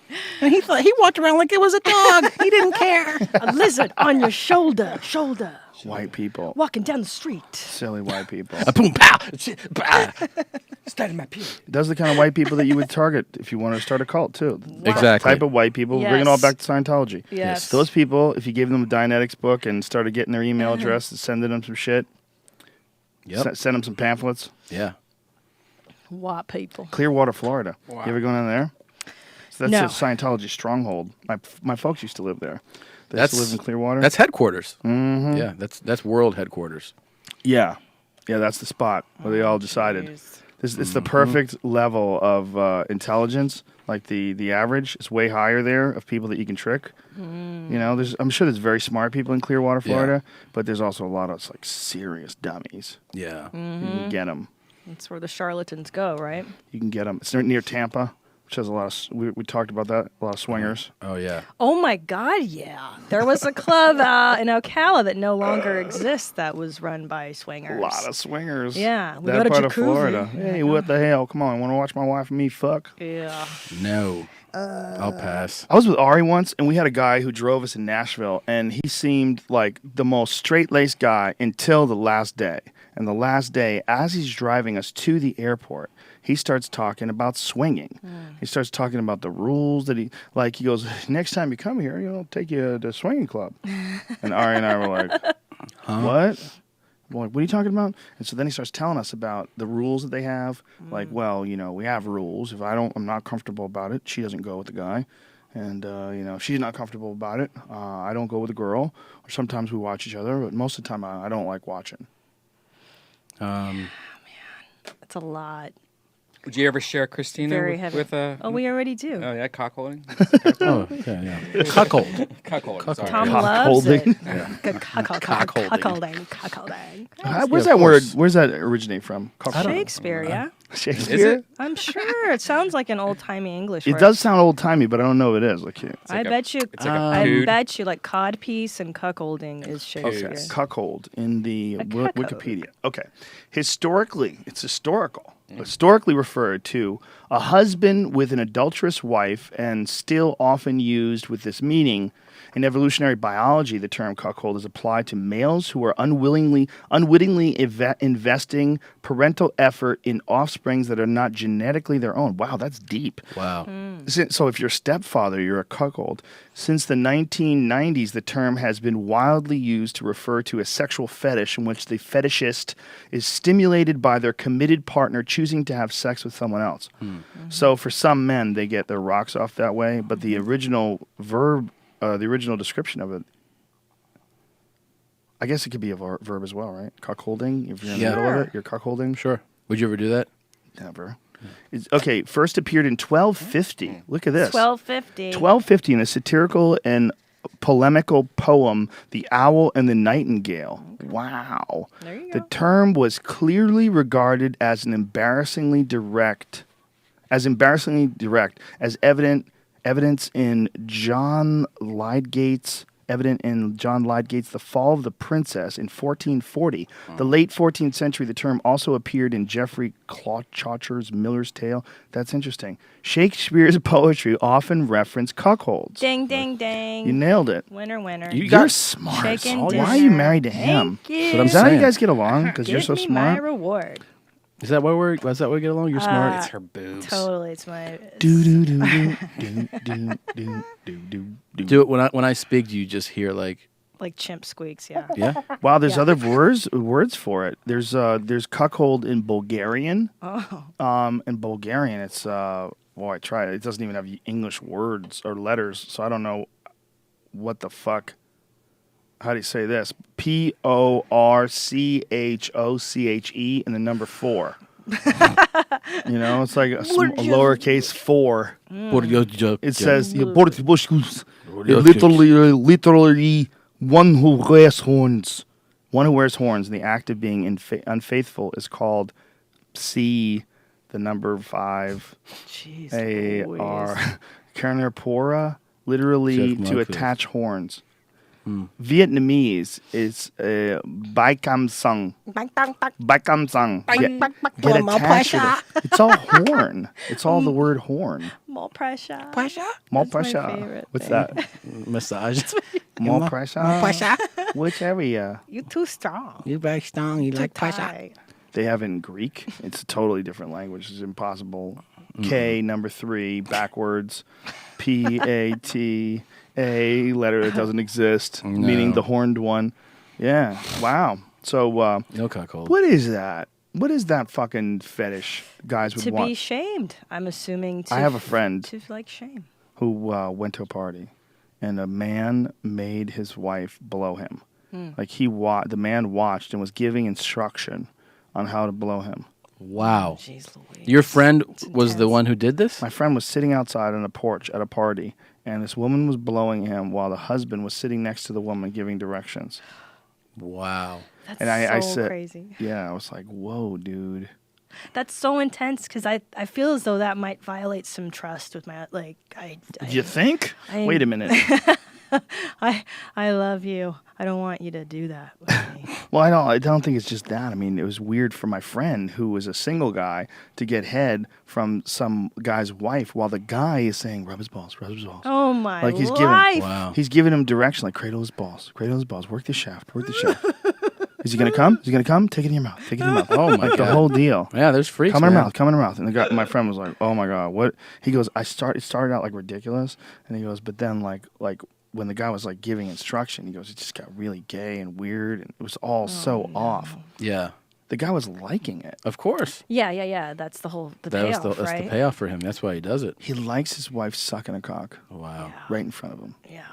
Well, I guess it's like that forbidden thing. It's like we were talking about at the beginning about porn. The gagging and 2 dicks in the ass, like it's forbidden, you Right, know. the And taboo. this like you would never teach your wife how to suck a cock in front of you, would you? Yeah, would. I'm gonna fucking tell her she's gonna suck a cock, and I'm gonna tell her what to do. Yeah, I'm gonna tell this bitch what to do. You suck that cock, roll those balls.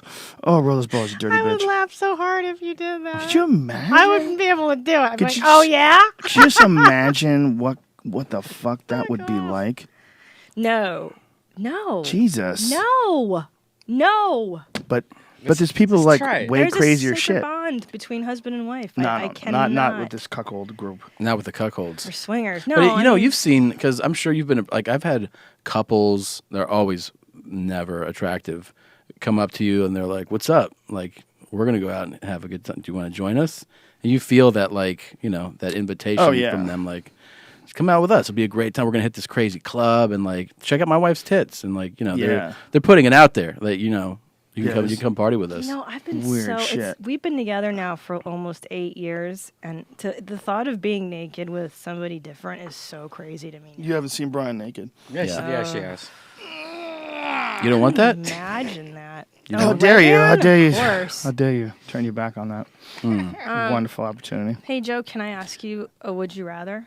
Mm-hmm. We came up with a Please. new one in the car. Okay? Yeah, that's a good one. This one's just for you, okay? Okay. Would you rather for an entire year, all you can eat is hot dogs from 7-Eleven and Gatorade? Okay. That's one option. Or, Wait, and you can't. and you cannot exercise, but you must eat hot dogs and Gatorade. Or the other option, or you can't eat, or you can't exercise. That's it. Right. So either you're not allowed to exercise, but you can eat what you want, or the other one is eating hot dogs and Gatorade, but you can still exercise. That's a good question. Thank you. So here's the thing you have to consider, right? I think I would have to go with the no exercise. No exercise and eat whatever Any you want. what you want. Yeah. Wow. Yeah. I would eat healthy and not exercise. But I would do things that would be like exercise. I'd be like, well, I'm going to just work in a fucking sandbag yard now. Oh, right. I would say, hey, man, can I work here for 4 hours a week? And then 4 days a week, That's crafty. I would Doing, come like, in for an hard hour labor. and just work for like $10 an hour throwing sandbags around. I would just do it really gangster. Okay, let's revise this. What if you can't do that? You just That's have what I to- would do, though. You can't. I would be too smart for you. You have to I would work just at take a yogurt. job. I have would take to- a hard labor job. You have to lay in bed. But you could do, but you could I'll do take the hot all. dogs. You would do all the exercise that you want with your hot dogs and Gatorade every day. Yeah. Every meal is hot You dogs. need more. And Gatorade. Your body would break down. How If you shitty. Yeah, your body would break down. You would have a real issue. If you were just eating hot dogs and Gatorade and trying to exercise, you wouldn't have the nutrients to sustain any sort of strenuous exercise. Can someone please make a exercise video of just hot dogs and Gatorade? Do you know why You'd probably die of scurvy. we did this because one of our friends stayed at our house one time for like 3 days and he ate just hot dogs and Gatorade. Listen, man, ever Yes. since I cut gluten out of my diet, I miss pasta, but they have great gluten-free pasta. You know what I really fucking miss? A hot dog with a bun, a steamy bun with some mustard and sauerkraut. I miss that gummy, shitty bun. Bratwurst. Yeah. I miss Italian bread, too. Bratwurst you can still eat. You just can't eat I eat bratwurst. I just don't eat the bun. But the hot dogs, Now, I miss that. explain this to me. What is this gluten free? So that means what component? I don't eat any understand. bread. I don't eat pasta. I don't eat anything that has flour in it. I've been doing it for about 4 months. Oh, good. Maybe 5 months. What I've noticed, like right away when I first started doing it, is how when I have meals, after meals, I'm not tired anymore. Mm. Like I used to get tired. I would eat a meal and I'd be like, oh, I would hit that fucking lawn dart of just like exhaustion. Now I can eat a giant steak and I never get there. I never get there. I can eat potatoes and I never get there. There's something about gluten, about eating pasta. It never did anything bad to me. Like I don't have celiac disease. It was not something that made me fat. But when I quit eating pasta and bread, I definitely lost body fat, like quickly. I noticed it on my face. Like my face was like less puffy. My ring started to fit in my finger different, slid, and I weigh almost the same. Like I'm like, maybe I lost a few pounds, like 3 or 4 pounds or something like that. But it seems like whatever the puffiness was, it's like my puffiness number went down because I was eating pasta and bread every meal. Jesus. Oh, I love it. There you So go. is there gluten-free bread? Yes. Okay. It's terrible. It's just like fucking cardboard. Actually, Udi's has some pretty decent gluten-free bread, but it's just simply not as good as gluten bread. It's just not. Because regular bread, you know, you take regular bread and you mush it and turn it into a ball, and that ball becomes Wonder like bread. Like it's that Hawaiian paste. bread. Yeah, it's like eating gum. And there's you no know? nutritional value in that bread. No, That's the problem. nothing. It's just Nothing. sugar. Doesn't it convert to sugar in your Yeah. body or something? Yeah. Tastes awesome. Your body doesn't want it at all. No. Your body doesn't like it. Your body doesn't perform as good. When I quit it, my endurance went up. My body started feeling better. My back started feeling better. Like that's what the advice that I got from a physical therapist. She told me that she has great results in people with back injuries, telling them to quit gluten. That the decreased inflammation of gluten actually decreases the size of their bulging discs. I was like, that is fucking nuts. She's like, well, it makes sense because it like knee injuries, like a lot of times like the swelling and the inflammation of knee injuries, you can reduce that as well. Yeah, I can see that. Fucking gluten. Don't they tell you just eat fruits and vegetables and meats anyways? Like keep it lean that way? You shouldn't even eat that much fruit. You should Sugar limit in the that amount of too, fruit, yeah. except like after working out is good, or while you're working out, in the middle of doing things where you're burning off a lot of calories. Fruit's good, but you should definitely limit the amount of juice you drink because when you drink That's fruit juice, terrible, it's like yeah. straight sugar. Yes, I agree. It doesn't have fiber in it. You know, when you eat an apple, you're getting fiber. You eat an orange, you're getting fiber, and you're getting sweet. That's why you should just drink Gatorade like all day, Gatorade every day. Hot dogs. Well, what would you do? You guys do? Would you take the no exercise, or You would know, you take Gatorade and hot dog? I can't because I'm very particular with eating. I actually do watch what I eat. And Yeah? I couldn't eat it because you feel like shit when you eat hot dogs and Gatorade. You feel Yeah. awful. It's not good. No, and you can get by without exercising if you watch your diet properly.